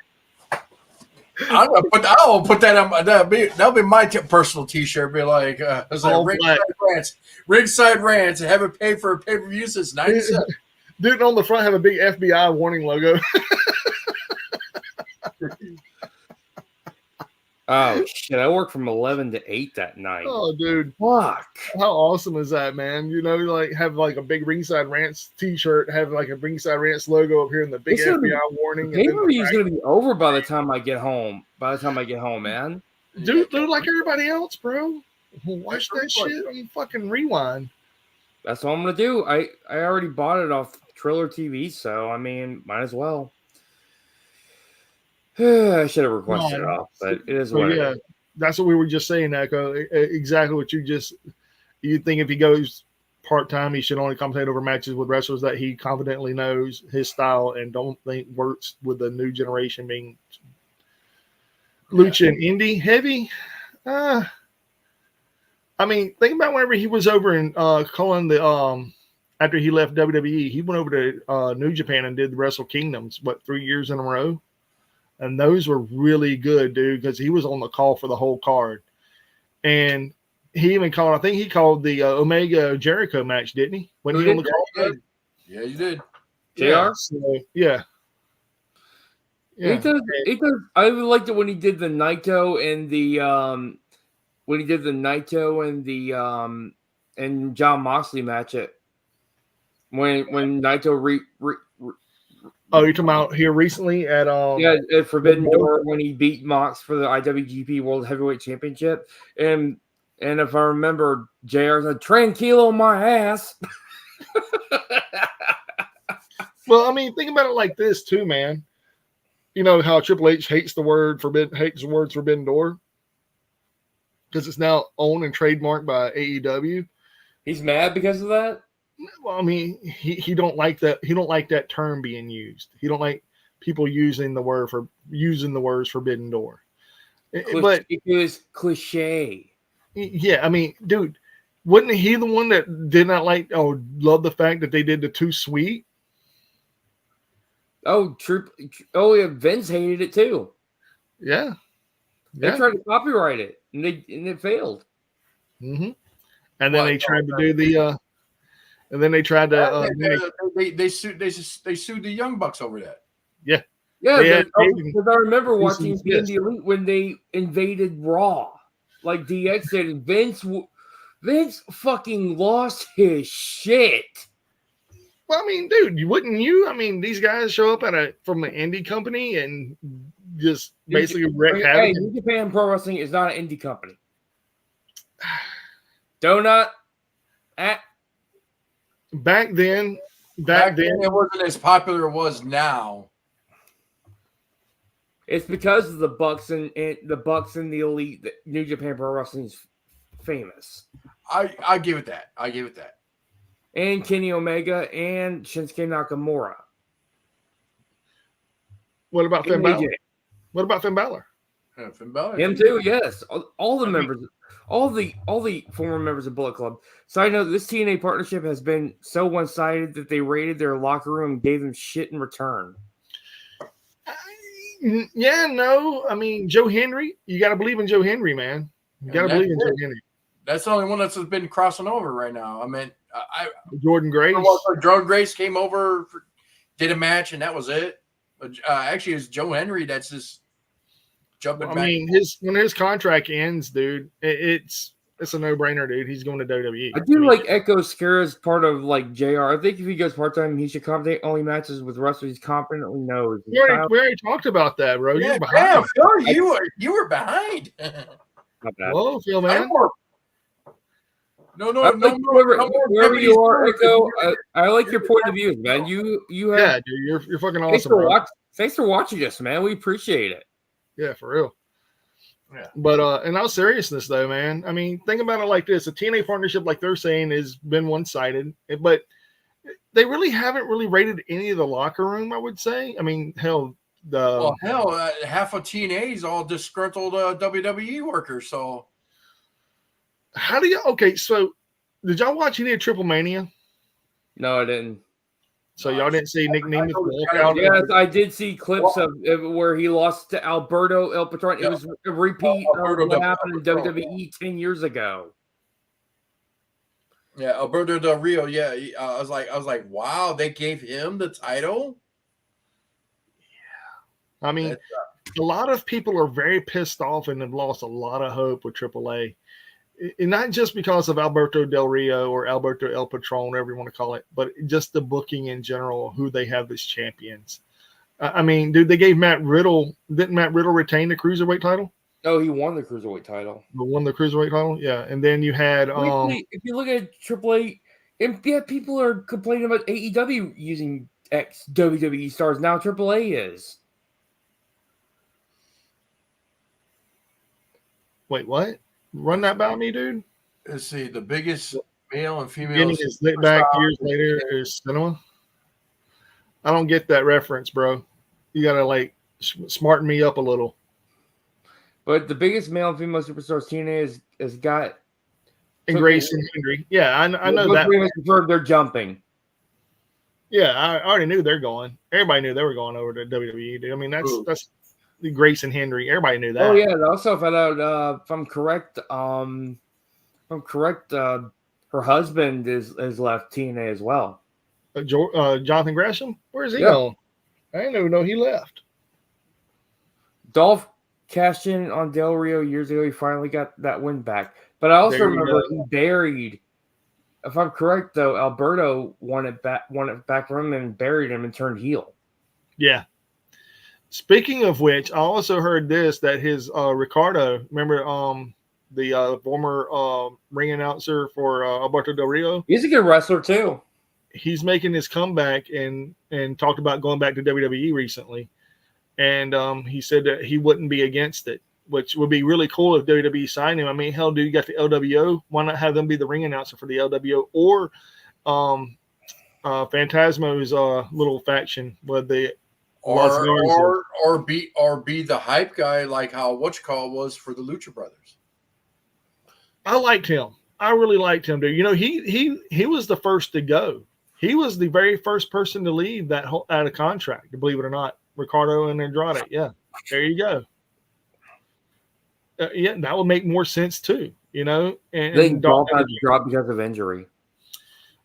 Yeah, no, because he was injured and he also wrestled at Slammiversary and he did, and that's when he won. Oh yeah, 100%, dude. 100% Lucha Bros are going.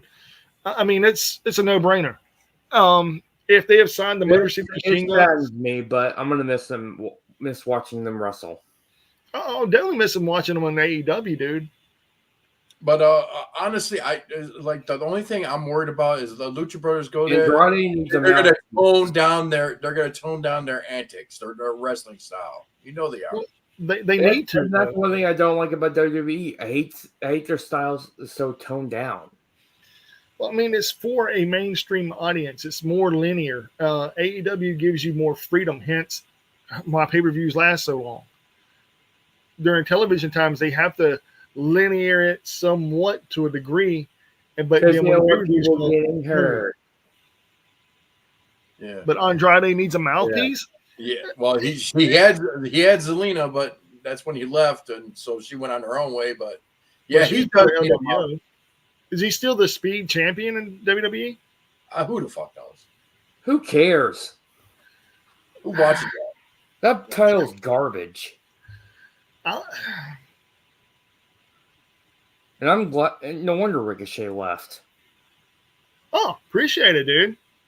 A Santi video in the stream got recommended by us. Who is Santi? Holy shit! The Speed title isn't canon. Yeah, I agree. Who is Santi, dude? Because I don't even know who Santi is. And, ain't that the Saeed? Saeed, there you go. No, dude, that's a totally different person. Santi Zap. Actually, I've never heard of them, but you know what? Tell them what's up from us, and we will. He's not Santi Zap. Yeah, for real, man. And Well, hell yeah. I mean, fucking right.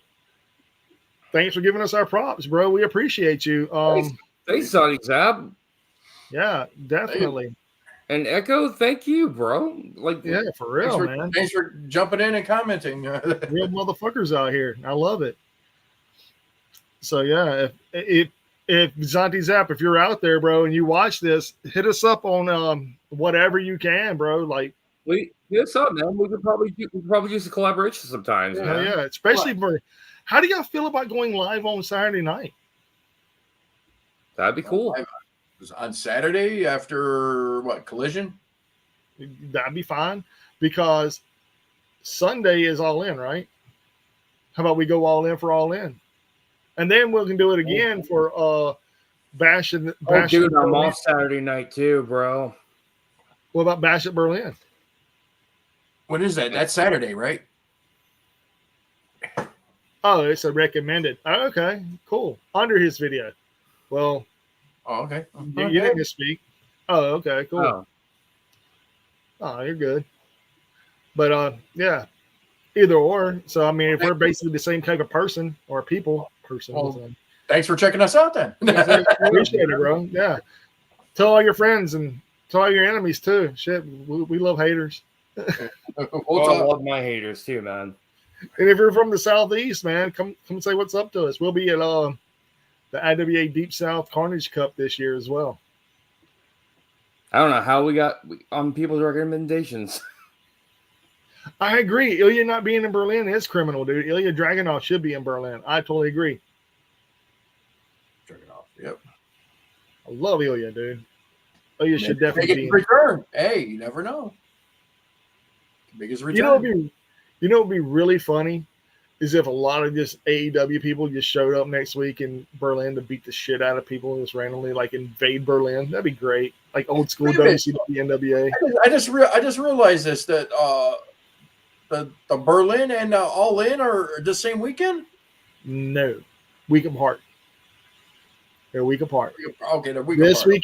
This weekend is All In. Next weekend is Bash at Berlin. Bash in Berlin or whatever. Okay. Then but like you said, though, Ilya not being in Berlin is criminal. It's totally criminal, dude. I totally agree with that. Ilya is a big draw, especially for being in that area. WXW is like Gunther or Walter, whatever you want to call him, being the champion now, which I think is very, very smart. But they should have put the title on him in Berlin. Just saying, just throwing that out there. Mm-hmm. But I understand why for storyline purposes. But they could have pulled back the strings a little bit, just a little bit. Because this new rendition of Judgment Day, I'm going to throw that out there real quick, is shit. It doesn't feel the same without Rhea and Damien. Yeah. And I know that sounds shitty of me to say that because I really, really love the name Judgment Day, but now it just feels like a bunch of street trash. I have a friend from Germany. He was telling me that everyone was pissed when Randy got announced. Randy Orton versus Gunther, yeah, not Ilya. They wanted Ilya Dragunov. Everybody did, dude. Everybody thought that was supposed to happen, and they're not the only people that are pissed. Look at the IWC in America, dude. The only people that are supporting the Randy Orton storyline deal is WWE draws. That's it. Everybody else wants Ilya to be in Berlin. Everybody. I hadn't even talked about that match because I thought it was bullshit to begin with, because now you got this jackass who doesn't even work on Raw. He's on SmackDown. Why the fuck does he get an automatic title shot? Because he jumped ship to come to Raw? What about this draft shit? The draft is a joke. Should I fucking rant? Go ahead. The draft is a joke. Ranting is going. So, the draft. If you're not going to respect the rules of the fucking draft, then why even fucking have a draft? Just so you can split a roster and bring them back 6 weeks later on another fucking television show for no fucking reason whatsoever. They give a fucking match to somebody who don't fucking deserve it. Number one. Number two, you have a guy you bring up from the fucking NXT, put him on the main roster, all to give him shitty fucking push. Take his fucking main roster spot, put him back on NXT, let the motherfucker be NXT champion again for the second time, make it more dominant, put Ethan Page up there. What are you going to do? Put him in fucking catering? That's what you're fucking going to do, because guess what? That's what you always fucking do to good people. You fucking stress them out, make them want to fucking leave, and you have a fucking Bash at Berlin with somebody who's not even fucking fit to be on the fucking roster. Ran over. And Ilya Dragunov was. Yeah. Breathe. Damn. I hope he does. If he does, here's another thing though, and this is the reason why else do you think? Why else do you think? Oh yeah, you guys know that the Dynamite Kid signed with AEW. Oh yeah, Tommy Billington should have signed with AEW months ago, dude. Yeah, you know the reason why? Because WWE offered him a contract, and he knows he would be just booked as a mid card because their roster's stacked right now. It ain't just that, man. Think about it like this. And look at Dragunov. It ain't just Dragunov, man. Look at everybody in the general, man, that come pushed up. Name one person. Odyssey Jones, really? Give me a fucking break. Give me a fucking break. That match last night, you can see the dissension between the New Day happening. And they're going to keep pushing this storyline on fucking basically, they're trying to make him, they're going to replace him with, Odyssey Jones is going to be a new member of the New Day. Dude, it's bullshit. Oh my God. They're saying he's the next Mark Henry. No, he's not. No, he's not. Odyssey Jones, I'm not taking nothing away from the man. The man's a great talent. He's talented. Is he the next Mark Henry? No. That's what everyone said. Well, he replaced Keith. He's been having health issues. And health issues? He had a broken fucking neck. Huh? I thought he was also had COVID too. He hasn't fully recovered from that since. Hey, you never know, man. Hey, look what happened to Bray Wyatt, man. Oh God! Don't not get me started on what happened to Bray Wyatt. That broke my heart, man. I feel bad for him and his family. Yeah, that's what happened, and that just saddened me because he was like one of my favorite things about last few things about WWE. After when they fired him, when Vince fired him, that's what made me no longer want to watch it even more. Oh yeah, I agree. As I haven't watched WWE, I'm still. Let me tell you one thing.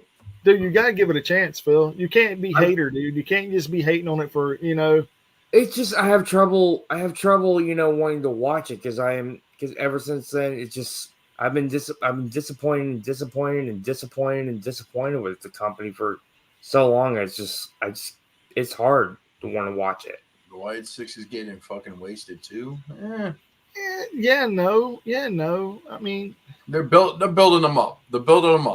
You're telling me how is Berlin worthy? No, I'm not saying that at all, bro. I am not going to say that at all because it is. There's a lot of things that should be on Berlin, and they're not because, again, it's going to be a 3-hour pay-per-view, and the crowd's going to be pumped. It's going to be exciting, and they're going to boo the fuck out of the main event. That's going to fucking happen. They're going to boo the fuck out of Gunther versus Randy Orton. They're going to boo the fuck out of it. Because they don't want it to fucking happen. Nobody did. It's gonna be weird seeing Julia tone down her style too. If I watch it, she ain't there yet. That's on NXT. That's gonna be on NXT. It's still gonna be toned down though. Phil, think of it like this, man. It don't matter. Do you go support them, dude, because of who they are. You are a fan of them in Japan. You're a fan of them wherever they were before. Why not go over and just watch it? You give it a chance, man. You have to, because I totally agree. CMLL as well, dude. You had to give it a chance, man. I mean, I can't tell you how great the storyline is between the new bloodline. I can't begin to tell you because it's actually legit good. Yeah, it's like that's what's keeping me interested. Is like all the stuff with Judgment Day. That's what's keeping me interested. All the stuff with the Wyatt Six. That's what's keeping me interested. Everything everything with Cody and the Bloodline and all that. That's what's keeping me interested. And every sprinkle, and they sprinkle in every once in a while actually some really good matches.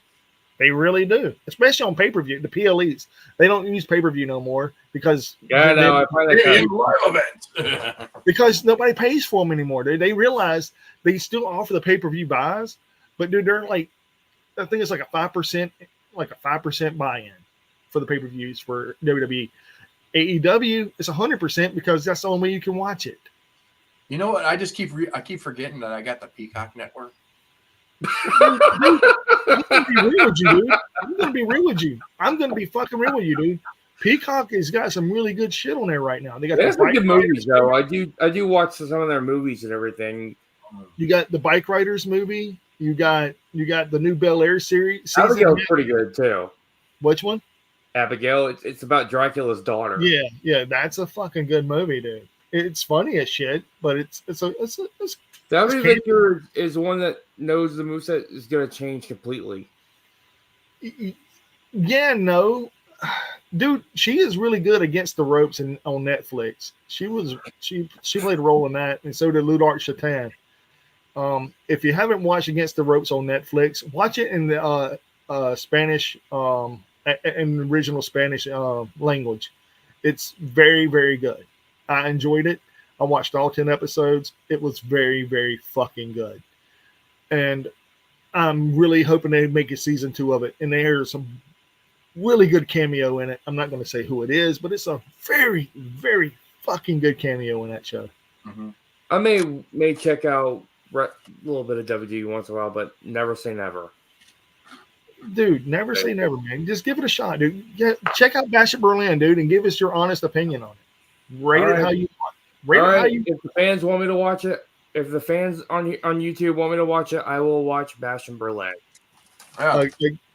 It's called the worst pay-per-views I ever watched was during the pandemic. WWE was the worst pay-per-view I ever watched or premium live event was Extreme Rules Horror Show, and by God, it was a horror show. And not a good horror show. I'm talking awful.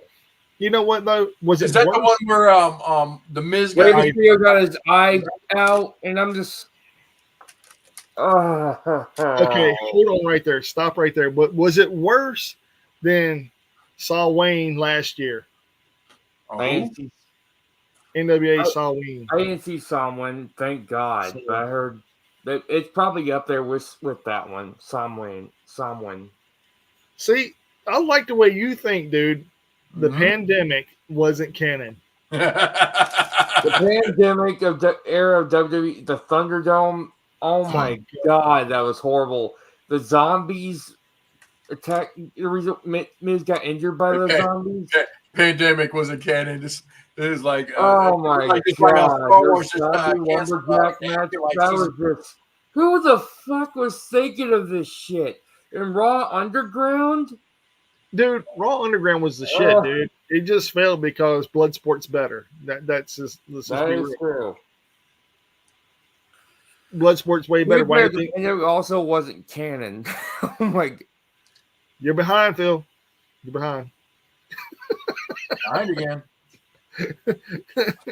I love you, brother. I do. You're just a little bit behind. That's all. But the Thunderdome was the training footage leaked. Yeah. But however, I do like WWE's new YouTube channel, WWE Vault. They have some good matches there. I saw Kota Ibushi versus Cedric Alexander during the Cruiserweight Classic. That was the very first one. Dude. You know, Kota Ibushi made it all the way to the semis, which was very good. I know.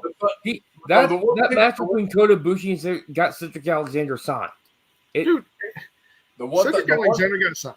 It was great. The one thing about the Thunderdome, Pandemic Thunderdome, was at the beginning where they weren't scanning the people in the background. Some person even put Chris Benoit on there. Yeah, somebody had a picture of Chris Benoit's face on there. And Kenny Omega was watching. One of them had a Klan rally going on. What the fuck?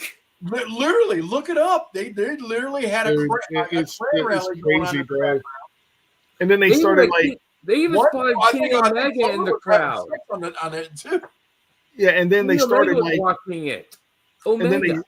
Then they finally started paying attention what was going on. So then you'd see one camera or one television up there, but have one face and 20 below had the same face. You're like, what the fuck? Because they were trying to they didn't want to keep doing the bullshit they got accused. What's even worse? They even put the Thunderdome in some of the games. I'm just like, what the fuck are you guys thinking, dude? Didn't they have my eyes out? Don't watch that goddamn Thunderdome ever again. But didn't they also have the that's where Mustafa Ali and his crew like debuted, was in the Thunderdome era? Yeah, they trashed the entire Thunderdome. Oh yeah, that was the what in the Performance Center before they went to the Thunderdome. But what was that shit called though? What was the name of that group? Retribution. Oh, yeah. Was it? And all of them are gone except for Mi Chin. Oh, no, she is the only one remaining, isn't she? Yep. Mia Yim. And I hate they changed her name to Mi Chin, which is fucking stupid. She's always being Mia Yim to me, dude. When she was a combat zone for life. I love Mia. Dijak, yes, I agree. Dijak got wasted. And also, here's another thing that happened. Speaking of which, before you go any further though, what did y'all think about Satnam Singh and Jinder Mahal winning the tag team titles at Triple Mania? It fits. It fits what the narrative that AAA is going for. They're kind of being like the Mexican version of WWE now. So does that mean that might show up on AEW? Jinder? Yeah. No, AAA and AEW are not on good terms. Well, I don't know, man, because there was a lot of people from AEW there. Jeff Jarrett was there. Yeah. Well, Conan's not on good terms with Tony Khan. Okay. Well, he did say it was around too when the Lucha Brothers got signed or leaving AEW. Well, I mean, Conan is really, really happy about that, I'm assuming. Apparently, he and Disco is probably jumping for joy too. Fuck Disco Inferno. That fucking clown. You know, I have to say this about Disco Inferno. As much people give him shit, he was never relevant. He was never main eventer. He was never a big to do. He's a lower mid card. They got hit and attacked by La Parca. Now it is LA Park. Well, I mean, he held titles though. He held tag team gold. He held cruiserweight gold. He held American, the U.S. gold. I still remember every time he says something stupid, someone always posts Cody's quote to him. Stop! You know nothing. You draw $0. I remember it was the night after Wrestle Kingdom 12 when he was bitching about that. Dude, Disco Inferno is the Brooklyn Brawler of journalistic expos, man. Like he's the punching bag. I ain't gonna say that, dude. I like some of his matches, man. I really did like Brooklyn Brawler. I actually have more respect for Brooklyn Brawler than I do Disco. Well, I mean, don't get me wrong though, man. I still have respect for some of his matches, man. I mean, wasn't he with a tag team with him and the Wonder Kid Alex Wright? Das Wunderkind. It's Das Wunderkind. Yeah, whatever. Oh my God, I forgot about him. Yeah, but hey, Alex Wright was great. He still wrestles, dude. He still wrestles all over the world, man. He's training kids in Germany right now. Yeah, for WXW, I think. But yeah, I mean, like Wessex. Yeah. Westside Extreme Wrestling. Oh yeah. I love Westside Extreme Wrestling. Michael said he's a huge Pentagon fan, and I'm terrified will be wasted away like every other luchador. I agree. Oh, I agree. They're going to be jobbed out, probably becoming another member of the LWO. Here's another thing that happened. Apparently, Hinare from New Japan Pro Wrestling, also a member of the United Empire, the New Japan's never openweight champion. He got an offer for WWE from WWE. He took the contract, went to Tanahashi's, and said, "I want to stay in New Japan." Because if he knows this guy's a Maui, and he has a tattoo of his, they probably just make him another member of the bloodline. It wasn't just him, dude. There was several people that got contracts offered to him. Same time that the GOD did. It was GOD, Hikuleo, Hinare. I think Jeff Cobb did as well, and a couple other people. And a lot of them went right to Tanahashi, like you said, and said, "Hey, what are you going to do about this?" And Tanahashi said, "Well, what do you want to do?" And I think they said like more than half think it was like overwhelmingly the supporting of NJPW was astounding, and that almost all of them re-signed with New Japan or stayed because they realized they just be used as enhancement talent. I don't think Ray Phoenix will have to change his name, but I don't think they're going to be going as the Lucha Bros, because the Lucha Bros was used in TNA and it was used in AEW, and they want to be original. Yeah, I think they're gonna shorten it like they did with Andrade El Idolo. I think they're gonna call him Team Lucha. It's gonna be some stupid generic name that WWE always picks up. Team Lucha, Team Wrestling, Team Lucha. Yeah, here we go. The generic, watered down version of the Lucha Brothers. I mean, a lot of people were assuming the worst, man, but you always had to be you have to be optimistic when it comes to these things, man. I'm pretty sure it's going to be Lucha Hermanos. Rebranded as I wouldn't mind Los Lucha Hermanos. Los Luchas Hermanos. Yeah, I like that. That'd be kind of cool. But I like that. Some other name, and it's going to be let me see. Not even Penta. They're probably just going to be Zero Miro and Phoenix. I don't even think it's going to be Zero Miro. I think it's going to be go back to being Pentagon Jr. I don't think he's going to be Pentagon Jr. I think it's going to be Penta, and Phoenix. I think that's exactly what they're going to be called, Penta and Phoenix. Mm-hmm. My brain's hurt. My brain is hurting thinking of it right now. But then again, you never know, because like I said, that was all Vince. It was always a Vince thing that changed the names on it. It was always a Vince thing. Yeah, Mike beat me to it. Hey, man, I'm sorry.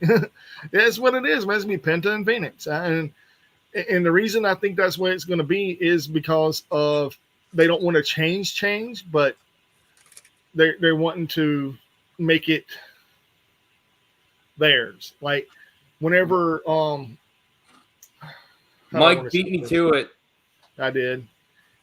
Well, Shawn Spears, whenever he was originally in what was it? NXT. It was Ty, the Perfect 10. Ty something. What was Ty? I want to say Dillinger. Wasn't it Ty Dillinger? Ty Dillinger, the Perfect 10. Yeah. God, and all I think about whenever I hear Ty Dillinger, I think Dillinger Escape Plan. Don't know why I think that, but that's what I think of. And Ethan Page needed the push. Oh, here's another guy that might be going to the WWE, right? But Sparks? No, Daniel Garcia. I don't think so. You don't see him? You think I don't think so. Signing? Well, they keep talking about him a lot on AEW. Even with him being off TV, they talk about him a lot. Yeah, I know. Dave talks about it. Ricky needs to go. I mean, if he doesn't want to be there, let him go. I think Garcia stays. I don't think Ricky wants to be there. And if Garcia actually resigns, he's going to get a major push. Dude, he's already held major titles in AEW. The Ring of Honor Pure Championship. That was like one of their best titles. That's like one of them. He's a great pure wrestler. Mm-hmm. I think Garcia would work well in NXT as well. I mean, even Bryan Danielson put him over. He's known as the Dragon Slayer. Daniel Garcia, and I said this before even signed with potential. He's not even in his prime yet. He's only in his early 20s. The kid's Look, he's amazing, man. The Red Death is amazing. I watched him on the Indies, and all I can say is great things about Daniel Garcia. No matter what he goes, if he stays or he goes, whatever. I don't care. I'm a fan of Daniel Garcia. I'll watch him over in AEW. He has Jericho, Matt Menard, and what's his name? Coy and Ange. Yeah, well, Luke. Coy and Angelo Parker. Yeah, I'm happy for him and Ruby, by the way. Speaking of which, I also heard when her contract ends, supposedly after she comes back from maternity leave, that she may go back to the E. Don't know how true that is. But hear me out on what I was talking about Daniel Garcia, though. Daniel Garcia, whenever I was doing commentating and pushing for people to come down here and do seminars for. I think so too. You would work well in NXT. Yeah, but hear me out though. I said Daniel Garcia is someone to look out and to bring in to help get some of the younger talent over, because he's the same age as most of the talent here, and he's been trained so well that he could help bring them to the basically train them upwards and give them an upward boost. And everybody's like, who is that guy? And then 2 weeks later, he debuted on fucking Dynamite. And Daniel Garcia is by far leaps and bounds. I would say he is ahead of 90% of any roster on any television. And that, look at his technical skills, look at his mic skills, look at his ring work, look at his facial expressions, look at everything he does in that fucking ring. He is spot on with almost every single thing he does. He's a reminiscent of Jericho in his prime. And Jericho in his prime was late 20s, early 30s. And I mean, if you look at it though, he is doing. I have to say though, like, yeah, oh my god, Diego Garcia is also a big mentored by Jericho. That's why he's called. I guess that's why he's calling himself the Learning Tree. Adam Cole coming back would be interesting, but he was phenomenal in the Black and Gold under Trips. I don't think Adam Cole though. Coming back too. This is my thing about Adam Cole. I watched Adam Cole in his training eras back whenever he was on the Indies with Combat Zone Wrestling. He had matches against some of the best out there. He had matches against Adam Page. Him and Adam Page went back and back and back and back in Combat Zone. And then whenever they both left, they went to Ring of Honor together. Them two and Kyle O'Reilly. Kyle O'Reilly was also another mainstay in Combat Zone. All three of them joined forces in Ring of Honor. I think Adam Page went first, and then them two went later. And then they were in Adam Cole and Kyle O'Reilly were a tag team in Ring of Honor. When they started running back when they were in the. Then I think he joined Kingdom afterwards. Then he joined Bullet Club, and then he got kicked out of Bullet Club. But and supposedly he died on being the Elite.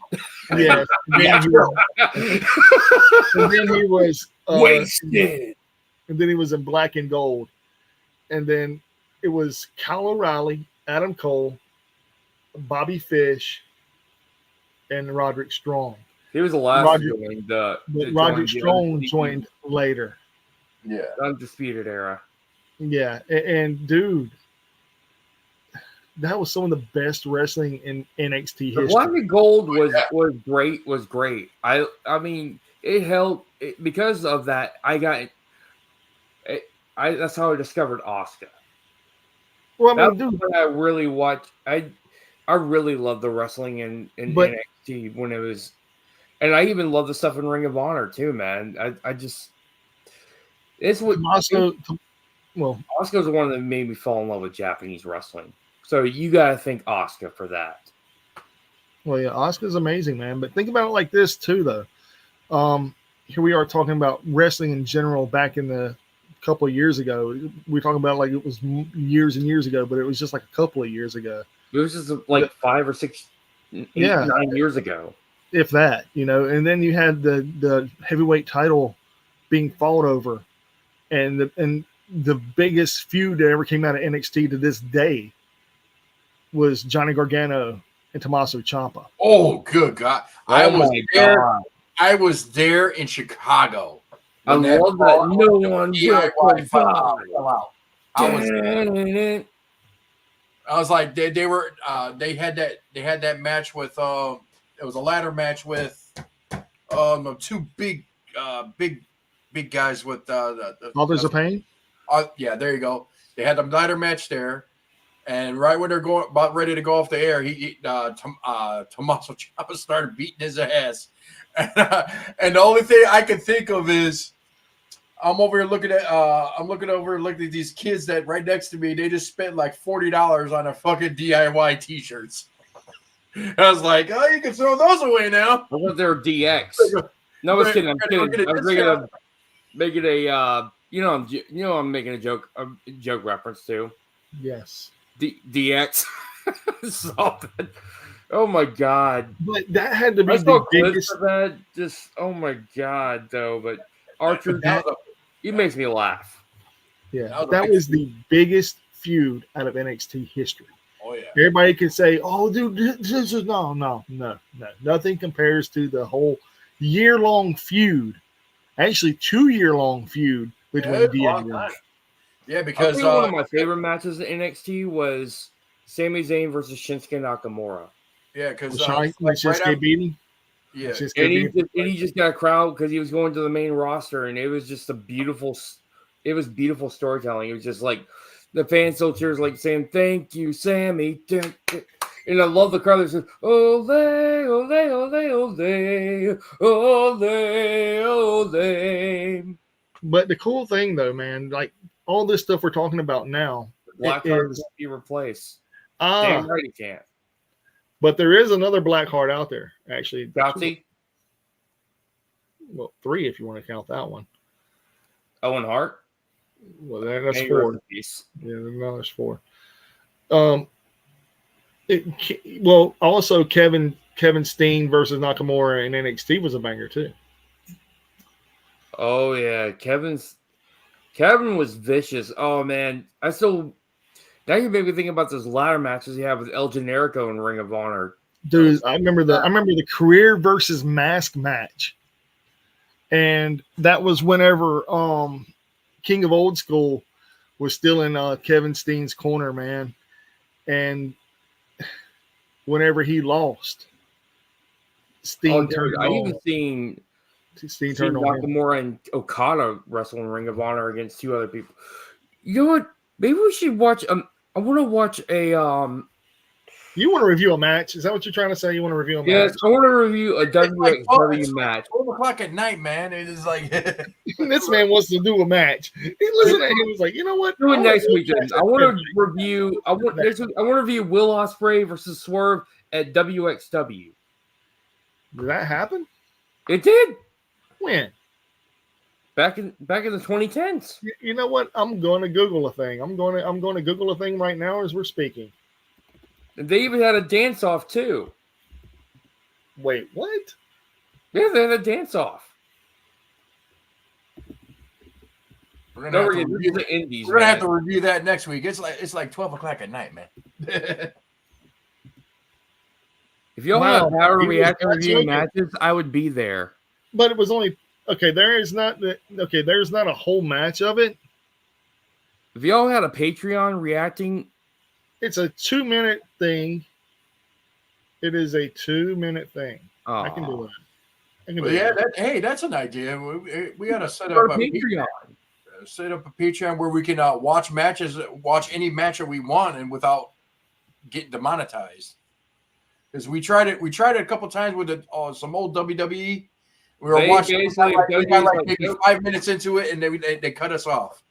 It's 1:11 over here. You must be on the East Coast then. Dude, check this out, man. Okay, so this happened 8 years ago. And 8 years ago will be what, 2016? Yeah, 2016. Will So Ospreay that would be one of the last years that Swerve was on the Indies. Because I remember one of his final matches was in CZW. Well, not CZW. Yeah, it was CZW. YouTube is not friendly whatsoever. That's why I said Patreon. Yeah. And yeah, I'm in Florida. Oh, okay. What's up, bro? What's up? That's what's up, dude. Get a view in Florida. Yay. Hey, speaking of which, Saul Wayne is coming to Florida. Kizza be visible. Yeah, it's going to be. What is Saul Wayne? Last I see, excuse me. The last time I seen NWA.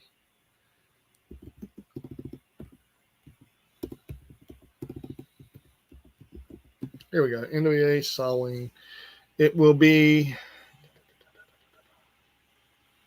You know, last year, the only reason I bought it last year because it was on my fucking birthday. Motherfucker. Boy, were you scammed. Man, I fell asleep during that whole shit. Not even gonna lie. The main buy rate. The main buy rate about it though. I heard it was awful. I'm surprised. I probably would have. I don't know. I'd rather drink toilet water than watch that garbage.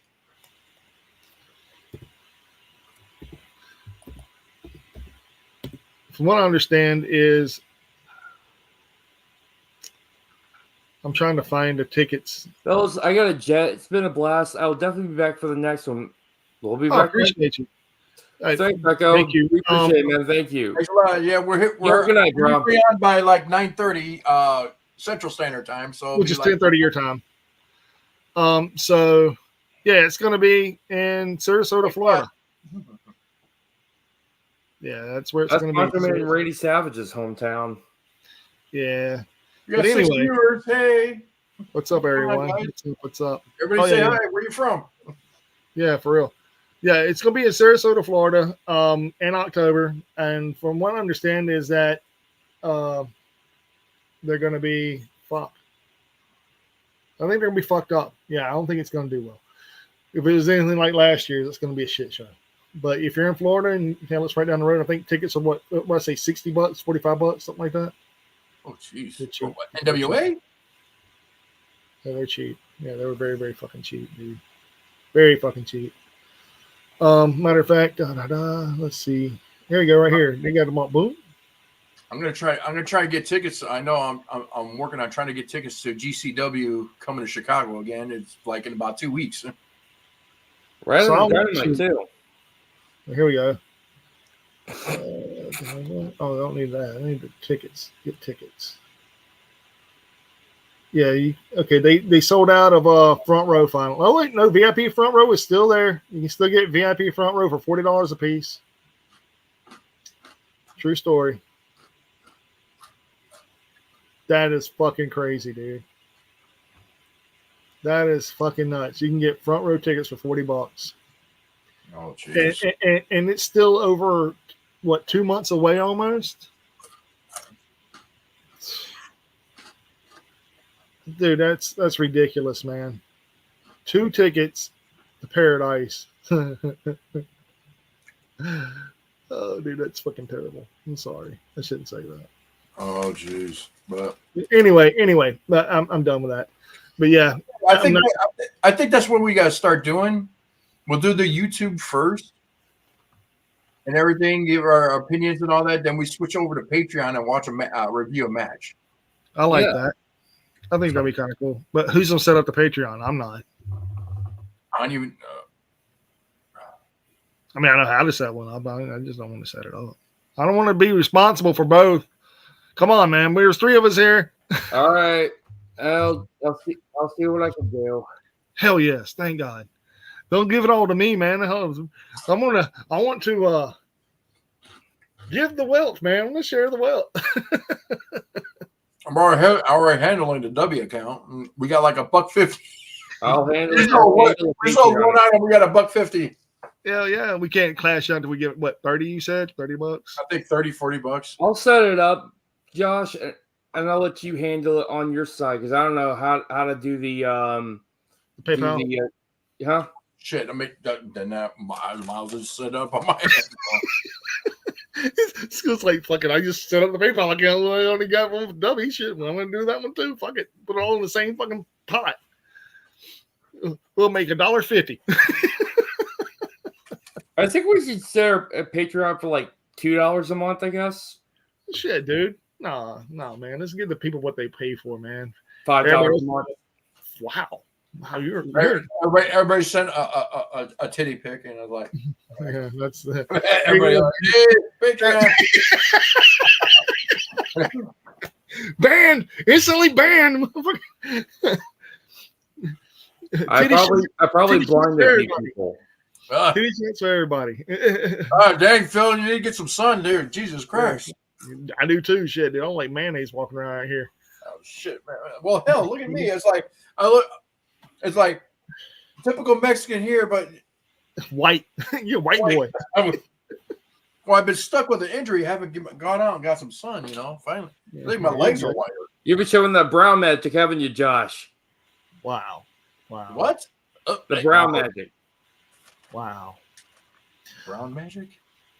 Well, you're a Mexican. Wow. So Sorry. that's racist, man. That's racist. I'm sorry. The views of Phil does not reflect the views of Oh, Mike. me. I apologize about that. I was just trying to Josh. get something for Super Troopers. I'm sorry. I'm sorry about that. Oh God. Ah, Oh my god, man. I'm gonna Dude, throw my flipper. It's gonna take a while to get to you. I'm So- sorry, Josh. speaking of crazy shit, though, I was watching Matt Rife. Have y'all ever seen this guy or heard of this guy? No. Y'all have Netflix? No. Oh yeah, I got Netflix. Yeah. Watch Lucid by Matt Rife. He's a stand-up comedian. Okay, he's fucking funny. He's a white dude. And there's a thing on him recently on TikTok where he was doing crowd work, and he goes, "Hey man, I'm glad to see you're the only black guy in Colorado." And everybody was chanting and stuff. And he's like, "Yeah, next time tell more." He's like, "Yeah, tell more, right?" And then he's like asking, he goes, "Who'd you bring?" He goes, "The blonde." He goes, "Oh, the blonde?" He said, "Blonde, what's your name?" And she said her name. And he goes, "Don't remember." He goes, "Don't forget it." Right. And then he goes, "So, you have kids?" And she goes, "Yeah, I have one, but not with him." And he goes, "Okay." Holy shit! Like apparently, Beth Phoenix versus April Hunter for the WXW 2003 Women's Trophy. Apparently, Beth Phoenix shared an unknown details about Alpha NOI played a massive role in the rise of women's wrestling. Talking to Instagram, Beth wrote, "Alpha not only gave me a place to perform and learn, but he created tournaments and place for women of all the television products, and we didn't give. I drove often for many hours to be part of WXW to learn about performing for TV as well as sitting under a learning tree. Pops not only gave me a place to perform, but opened his home for me to stay with him. He gave me a warm meal when I didn't have a dime to my name and gas money to help myself and other log travels to get other way home. Wow, Alpha was truly gem of a human being. Rest in peace." Yeah, for real, dude. Alpha Illinois. But he was but no. Speaking of Matt Rife, though, what Phil was saying, basically, he handed him his whole fucking keys, and he said, "Dude, what is the best thing your girlfriend's ever gotten you for?" And he said, "Don't say head." And he goes, "Carabiner." And the guy he goes, "Wow, man, do you carry around a Mexican in your pocket?" And the girl goes, "No, it's rock climbing tool." He goes, "I know, bitch. It's a fucking joke." He said, "But if Mexicans could use their fucking rock climbs, where'd that fucking wall be, you know?" And he got where everybody started laughing. He goes, I'm sorry. I shouldn't say that." He goes, "Dude," he's like, "You got a house key, this key." He goes, "Dude, what is this? Like the fucking, you a janitor at Hogwarts or some shit?" And then he goes, "Oh, you got a flashlight." And he flashed on. Goes, "There you are." And I'm sorry about that post earlier. I feel really bad about that. I'm really sorry about that.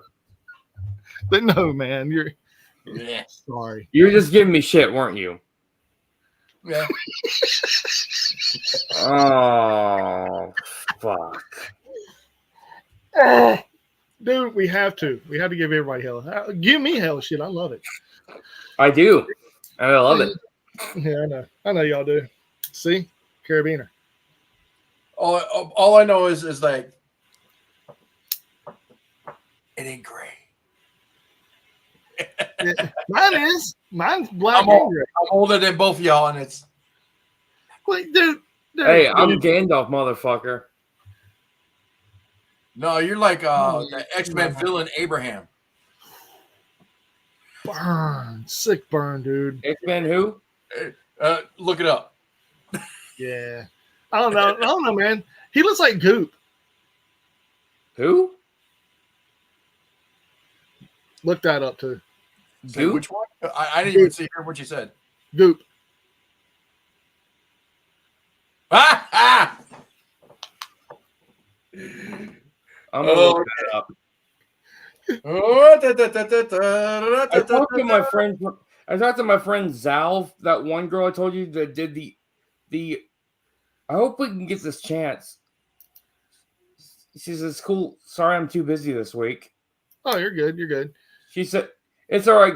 I told her, like, Well, I'm trying to get this girl that she's in her 20s. She's only 24 years old.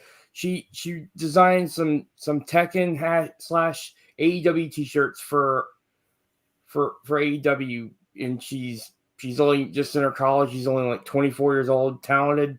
You see her, she looks like she basically looks like Chun-Li's little sister from Street Fighter. Cool. She's pretty cool and everything. She's talented. She's a huge wrestling fan. She even did commentary for the Chinese wrestling company. She even took some bumps in the ring too. She even met Seema. She met Shima? Yeah, Seema from GLEAT. Shima was good. He was good. Yeah, it's like what He's so great. He just does stuff in Japan now. He even apparently there's this one guy. There's another technical wrestler called El Lindemann. But before we get any crazier and we start getting off the rampages and we start talking about other stuff again, how do y'all feel about like I said it before, trying to go live a couple of times a week instead of once? Let's do that. I mean, it's up to y'all, man. I mean, it's something up. I mean, we talked about it off air before, man. I'm up for doing more than just one time. Let's do it. What do you think, Josh, man? I ain't got shit to do. Me either. Well, I mean, y'all haven't taken over. Plus, guys, I'm getting a full-time schedule too. So therefore, here's another thing. I'll have more of a balanced life afterwards. Okay. But now this though, y'all still haven't taken over and doing a show on your own. I'm trying to. It's just my body's been exhausted from work and everything, man. I understand. I get it. Because that way, like, you could have a day, then Josh have a day, and then we all be on there together, but it'll be under different names. You know what I'm saying? It'll still be under the Ringside Rants umbrella, but it won't just be Ringside Rants. It'll be whatever you are, that blah, blah, blah, and you'll be the host, and then Josh could be the host next time instead of always me, damn it. Me hosting it. So kind of like the drive-through and the experience. What do you want? The drive-through and the experience. You just compare me to corny. Did you just really compare me to fucking corny? Well, you are corny. Anyway, man, it's getting late. I think we should call him. Yeah, we've been on for 2.5 hours. So yeah, this has been a good show with you guys. I really enjoyed tonight's show. Well, I always enjoy it, man. Oh, so earlier, 2 days ago, 3 days ago. Was it 2 days ago? No, it was Saturday. I went to this restaurant. I'm gonna be brief about it. I almost died. So, yeah. Not like you guys cared or anything. Y'all didn't know. I didn't tell nobody. I'm allergic to seafood. I'm allergic to seafood and like highly allergic. So, I went to this restaurant and I ordered a chicken wrap with hot Nashville sauce on it. And they gave me a buffalo shrimp wrap. And me not thinking, like I always try to be, now I got to be weary of everywhere I go again because I was slacking in my checkout game. And I took a huge bite of this thing. Huge bite. Shrimp all in the mouth. Yeah. Went to the bathroom, vomited. This many times. Automatically injected myself. Took some Benadryl allergy. Didn't have any anaphylactic shock or any of that because I hit it right away after I realized what the fuck just happened. And went to the counter and I told them that I was highly allergic and they needed to do something about it. So what did they do? What would you have done in that situation? And you realize you just poisoned a person. What would you have done? Let me see. Let me see if I know store protocol and how the workplace works. They just give you a gift card. That's exactly what they did, dude. I knew it.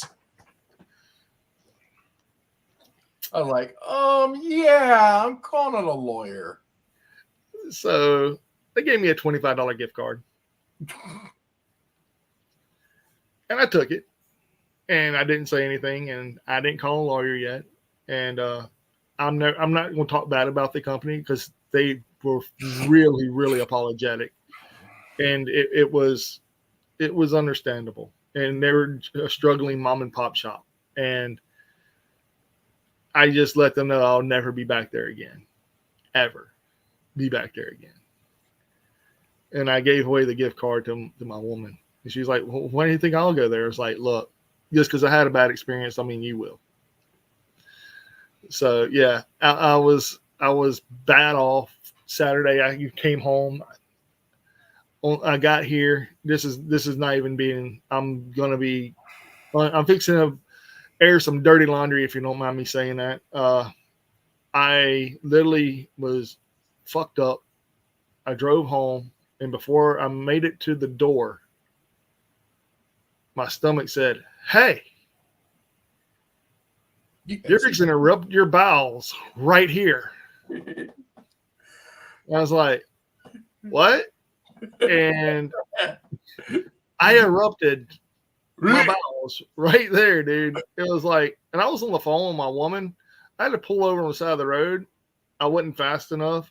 I am so glad and thankful there was nobody on the road at this time. And dude, it was god awful. Like on a scale of 1 to 10, it was like a 50. And I had clothes upon clothes. I'm sitting there stuffing myself with clothes and shitty places.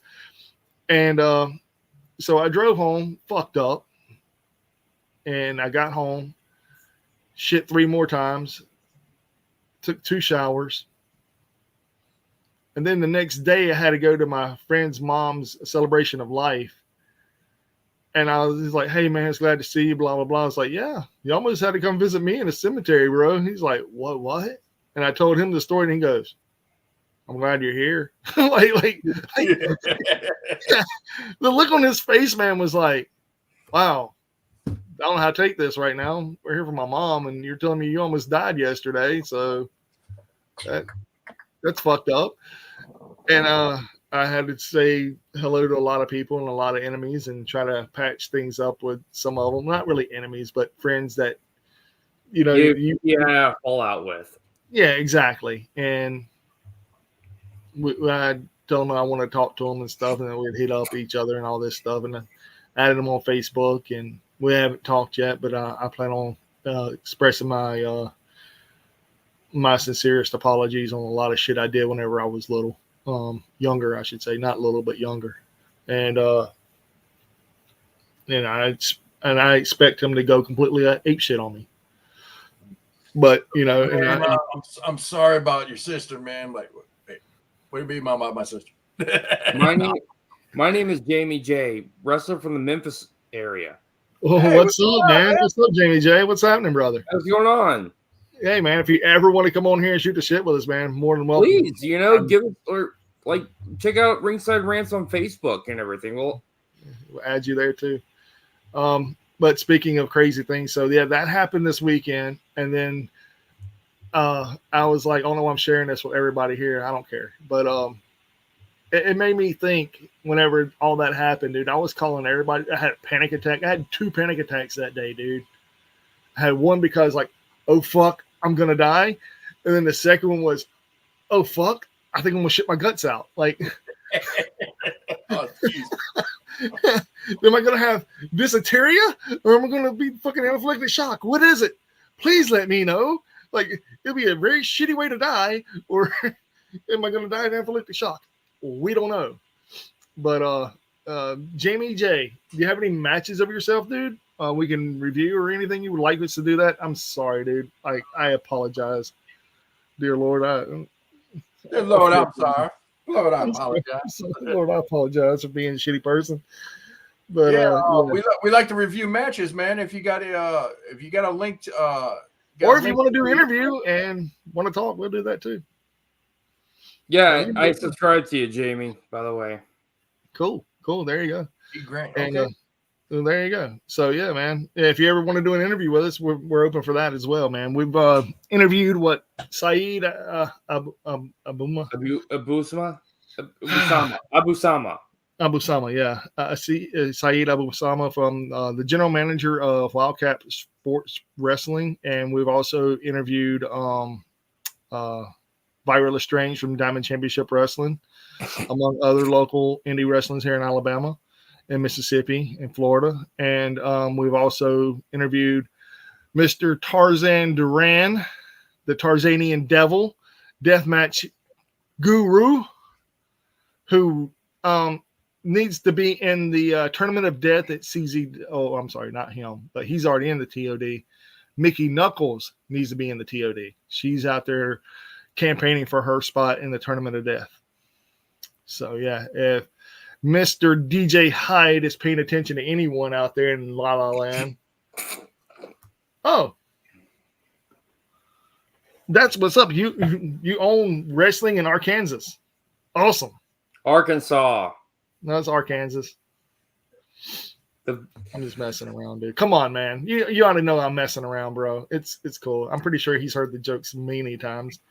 I own 100 wrestling in Arkansas. Yep. Man, damn, Phil, you're behind again. Yep. You're behind again, Phil.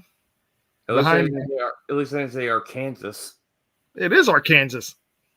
The views of Mike do not reflect the views of Phil and Josh. No, wait a minute. Now you're talking to someone that actually vacationed to Arkansas. My mom lives in Arkansas, so every once in a while I call it Arkansas. See, it's the other Kansas. On Texarkana, it's Arkansas. And I'll admit, I since growing up, I used to vacation to Arkansas, and that's where I get a little. Every once in a while, I get a little bit of my southern twang. Twang. But you live in Indy by Guyana. Yeah. Like I said, that's where whatever. Because you guys say I got a Chicago accent, I do not. No, you don't have a Chi-Town accent. You really don't have a Chi-Town. You have a northern accent, but I wouldn't say Chi-Town. Yeah, you have more of a. It's all good. Arkansas. You do have a Midwestern accent. You have a Midwestern accent. Like I said, Northwest, where I'm from is Northwest Indiana, which is like right on the border of where Chicago is at. And it is very eclectic. It's like I got a little bit of Chicago accent, a little bit. I like just certain words and phrases here and there. You say Chicago. But it ain't Chicago. Chicago is like you said with a Boston accent. Yeah, like Chicago. I was like, well, I still say sausage, but he got my ex-wife to go sausage, Sausage. I say use guys. Use guys. It is you guys. Hey, you guys. It's use guys up there. Wise guys. It's in Jersey too. Northwest Indiana is weird. It's like we're right on the border of Chicago, so we got people talking normal, but you just go just a little bit east. Then all of a sudden, it just turns real southern. And you talk to some of these people, I was like, "Hey, y'all, how you doing?" I'm like, "Oh, where you from?" It's like, "I was born and raised in Indiana." I was like, "Someone lied to you. Someone lied to you. So they dropped you off at a mission up here, man. So someone lied." Dude, whenever I was up there, people say I don't have a. Oh, he's talking to you there, Josh, man. Hey, if you have a Facebook account, man, I can add you and you can come on stream and talk to us if you want to. So, do you remember Melina Cruz from Chicago? She came and worked for me in Arkansas. It's Arkansas. Melina Cruz. Melanie. It's Melanie Cruz. Melanie Cruz. So, wait a minute. That does sound familiar. She's a wrestler. I know that. I'm not really familiar with her. I heard the name, but it's been a while. Yeah, he goes to Warrior Wrestling and Backbreaker Wrestling. Is that what it's called? Well, I'm trying to catch a Backbreaker Wrestling show, but each time it's always 2010. Oh, okay.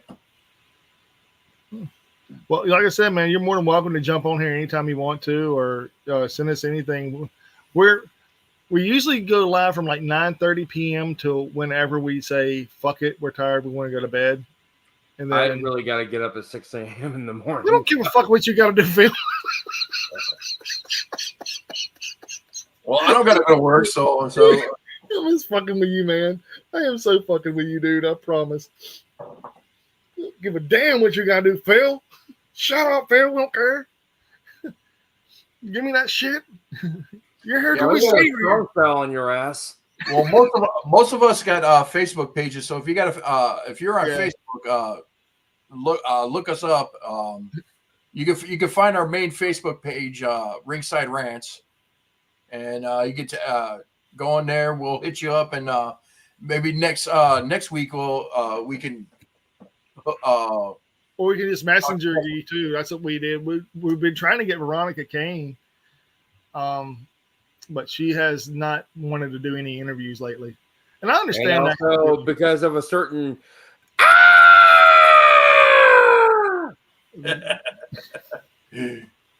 That's all I'm going to say. I ain't mention any names, but if you watch a clip on YouTube, there's a. You'll find you know what I'm talking about. If you know, you know. It's a free fall accident with New Jack. That's all you needed to say. All because of he didn't apologize to somebody. The New Jack. We can go with that. Yeah, I don't know what you're talking about. I ain't saying any names. Don't say nothing. I won't.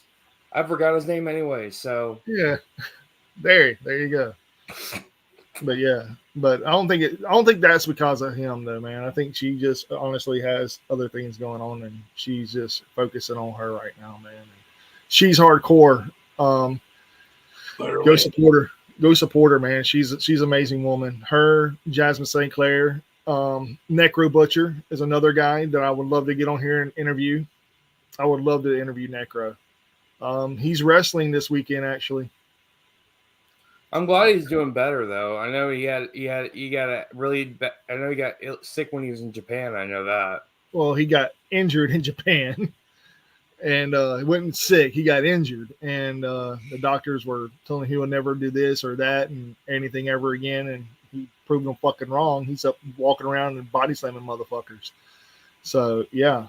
Necro Butcher's a fucking beast. I still remember watching him in The Wrestler. Dude, he was amazing in The Wrestler. He was. I think he also trained Mickey Rourke. Mickey Rourke. And not only that, though, man. I mean, you get Ernest the Cat Miller in that movie. He was awesome too. There was a lot of people in that movie, man. A lot of people. A lot of wrestlers I remember that are now in AEW and Ring of Honor. Ring of Honor. There were Ring of Honor wrestlers there. And CZW wrestlers there. Oh yeah, CZW. I think Mox was in CZW when that was taken. I think it is. Yeah, we like to keep trolls out. All right, hold on. Let me see if I can. Is it? Check and see if it is, because I'm not going to the Facebook page right now. Here. We don't have very many people subscribed to the page, but we love it. We love this shit, man. But yeah, if you ever wanted to, like I said, do interviews or whatever, or just talk to, promote your wrestling company or whatever. Okay, cool. Josh, he just asked to join. I think you're a moderator, ain't you, Josh? Yeah, I made everybody a moderator. Let me refresh, and I'm on the page right now. Good. There you go. Because I didn't get a notification yet. Did y'all get a notification? Because I didn't.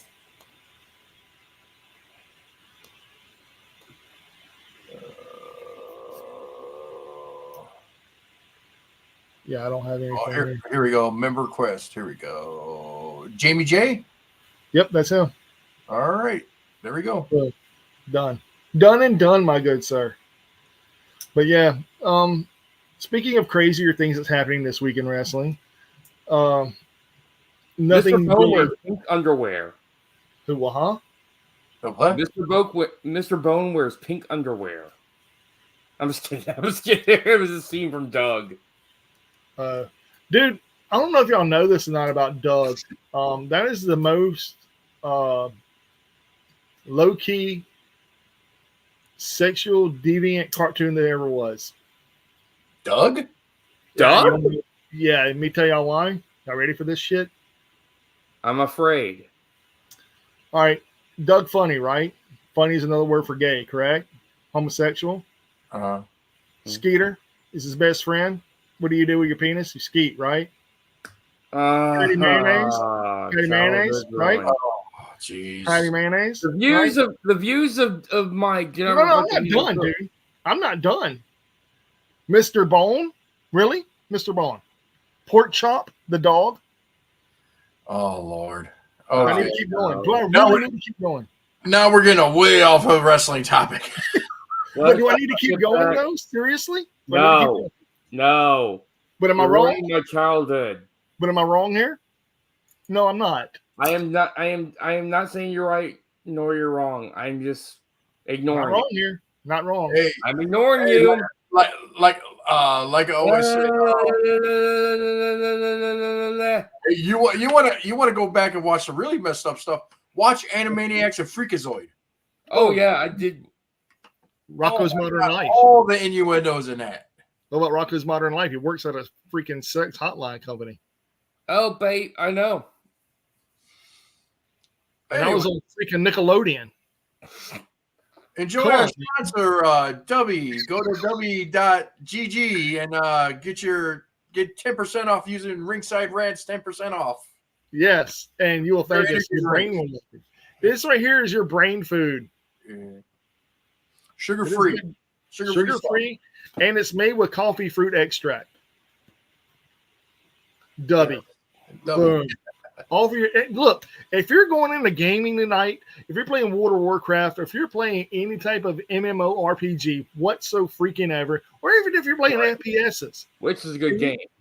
which yeah, and if you're playing any FPSs like Call of Duty or Battlefield or whatever you're playing, if you're playing any game whatsoever, you have to have friends along with you. Take W for the ride, because guess what? You're always going to need that one extra player that's never there, but he's always right here by your side. W.GG. Ringside Rants, 10% off. Done pandering. Fuck out of here. Done. All right, so what's the other news in wrestling going on? Oh, I think we covered everything. Did we though? What else? What Did you we? got? Did we cover everything? Did we cover anything from, I don't know, NWA? No. They're still I didn't think we did. they're still working? Yeah, they're still working. Y'all want to talk about NWA? No. No, really, I really don't care. ECW. I know EC3. EC3 is still the was champion. fired. So, there we go. Yeah, EC3 still thought Oscar champion. was fired from, but he little did he know that she's injured. Because Okay. I remember I actually follow Asuka's YouTube channel, Kana-chan TV, which is a good channel, by the way. Okay. It's very informative. If you want a up close and personal life of Asuka, or she goes by her real name Kana on there, check it out, man. It's a good. She's also a really cool gamer too. Yeah. So, did y'all know that? Did y'all know about Ultimate Warrior and World Class Championship Wrestling? Dingo Warrior, yes. Yeah. He was also in GCW too, Global Championship Wrestling, back in the day. Yeah, true story. Oh, you talking about Dingo Warrior? Yeah, Ultimate Warrior, Dingo Back Warrior. when him and Sting were the Blade Runners. Yeah. Yeah. Oh, yeah. One of them was known as Blade, and the other one was known as Wolf, right? Wolf and Blade, I think it was. Wasn't they right? Wolf Blade. They got the idea of the Blade Runners from the movie Blade Runner. Yeah, which is Wolf and Blade, I think. Oh, yeah. But anyway, so the old thing was about back in the day, Ultimate Warrior had a very, very, very, very complex way of working with different companies. And also, He always did. yeah, he was very shitty. Very, very shitty person, from what I understood. But I loved him as a wrestler. I can't say anything about him as a human being, except for everything you see on the internet is brutal. Yelling at kids. God. cussing them out and stuff, dude. Crazy antics. The memes that go on with him is like when the He was a cocaine. meathead. He was a roid raging meathead. Dude, and his promos never made any sense, dude. The plane crashing down with all the little warriors in it. Like, what the fuck? The sky is going somewhere. Sorry, when your pre-workout and the cocaine mixed together. And the roids, when you mix your roids with your cocaine. I remember that one promo though, man, when the plane crashes down with all the little warriors in it. And I'm like, hold the fuck up, dude. I don't want to be on a plane that crashes. And he always went at the end of every to bring the warriors together as one. He did that snarl/snort thing that didn't make any sense. It was like I actually saw this one dude prank called WWE Shop and everything. It was warriors were something normal. He did the terrible, fucking terrible. No, that's terrible. But anyway, man. But I don't know why I was even talking about. Oh my god! Not no news, but shit, dude. The NWA.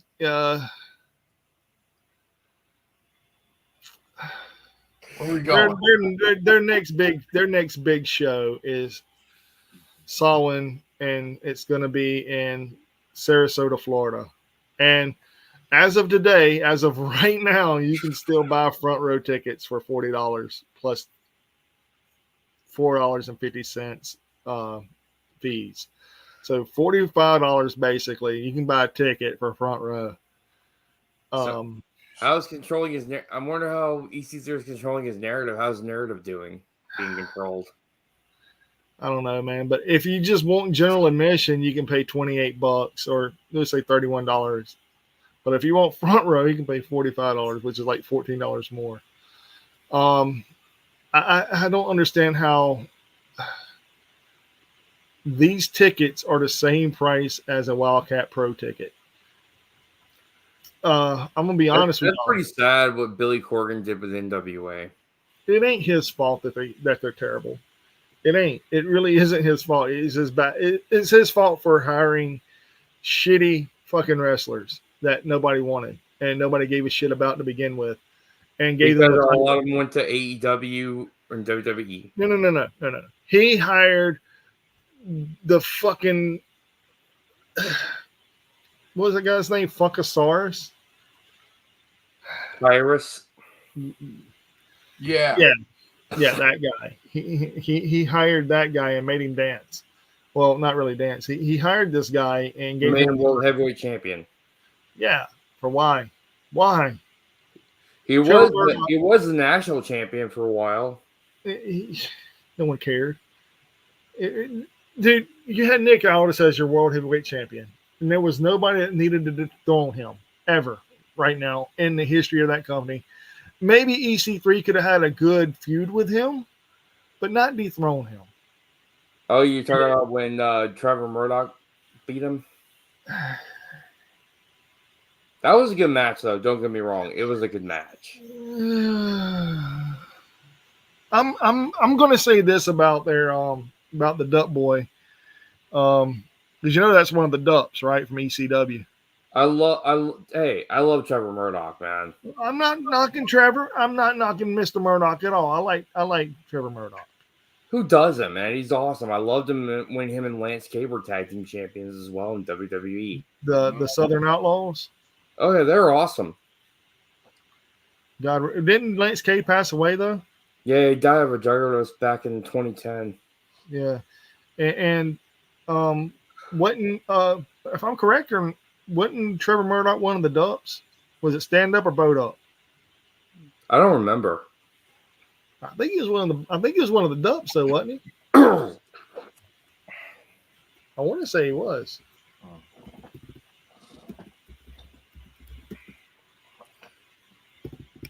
I'm looking it up now.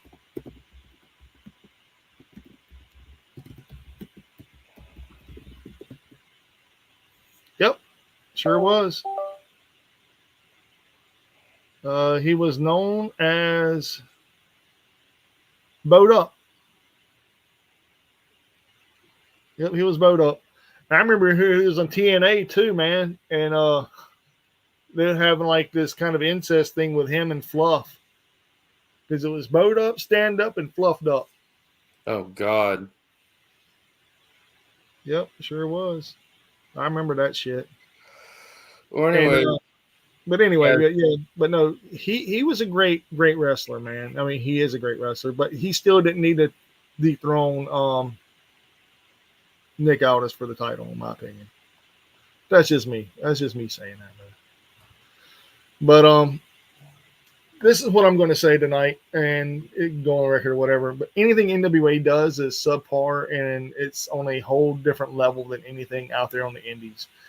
And we heard tonight that front row for a DCW show is $17, and a front row, well, not even a front row ticket, just a standing room only ticket was $40 at Wildcat Sports. So if you can buy a front row ticket to go see NWA front row for $40, it's pretty sad. Pretty fucking sad. So I'm going to say about that. I'm going to leave that on that note. There really ain't no news to say about NWA except for why is it still in, how long can they stay in business? And like Luke Hawk said at the Q&A, if you don't acknowledge the people if you acknowledge the good things that they did for you and the things that they have done for you in the past, it necessarily doesn't mean that they're going to benefit you or cause you good times in the future.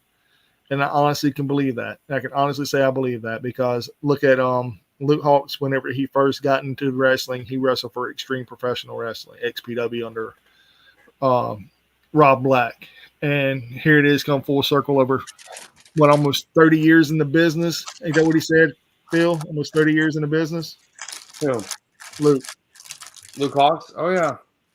And he said, look where he's at now. He owns his own company, and he's wanting to wrestle. If his dream match comes to fruition, he wants to wrestle Booker T, which I think would be a banger. Which would be a banger. But on that note, ladies and gentlemen, I think we should call it a night. It's almost 3 hours been on live. What do y'all say? All right, let's do it, man. And if you're not listening to us or paying attention to us, ladies and gentlemen, you're doing what? You're doing life wrong. And we're not just food that you eat, baby. We're also food for your ears. Also, go check out W.GG. Put in that 10% Ringside Rants 10% off discount. Get you some W. Get you some love in your life. We love you. We want to say thank you to everyone that came on tonight. Thank you, Viral Lestrange. I'll see you Friday night.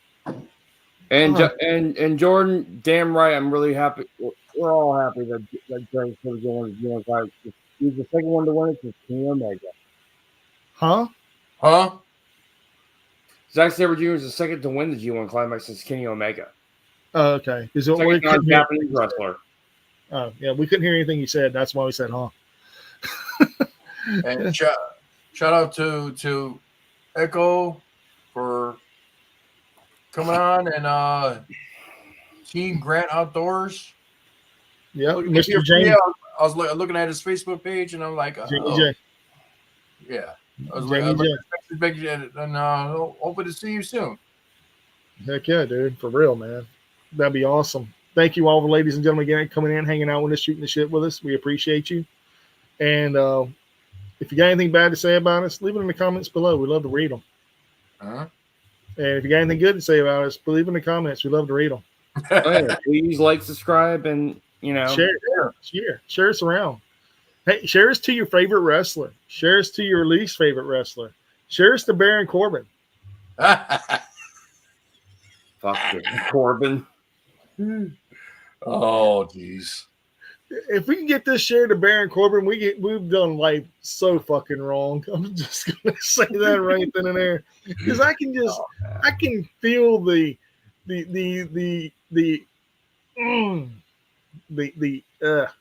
is he even on TV anymore?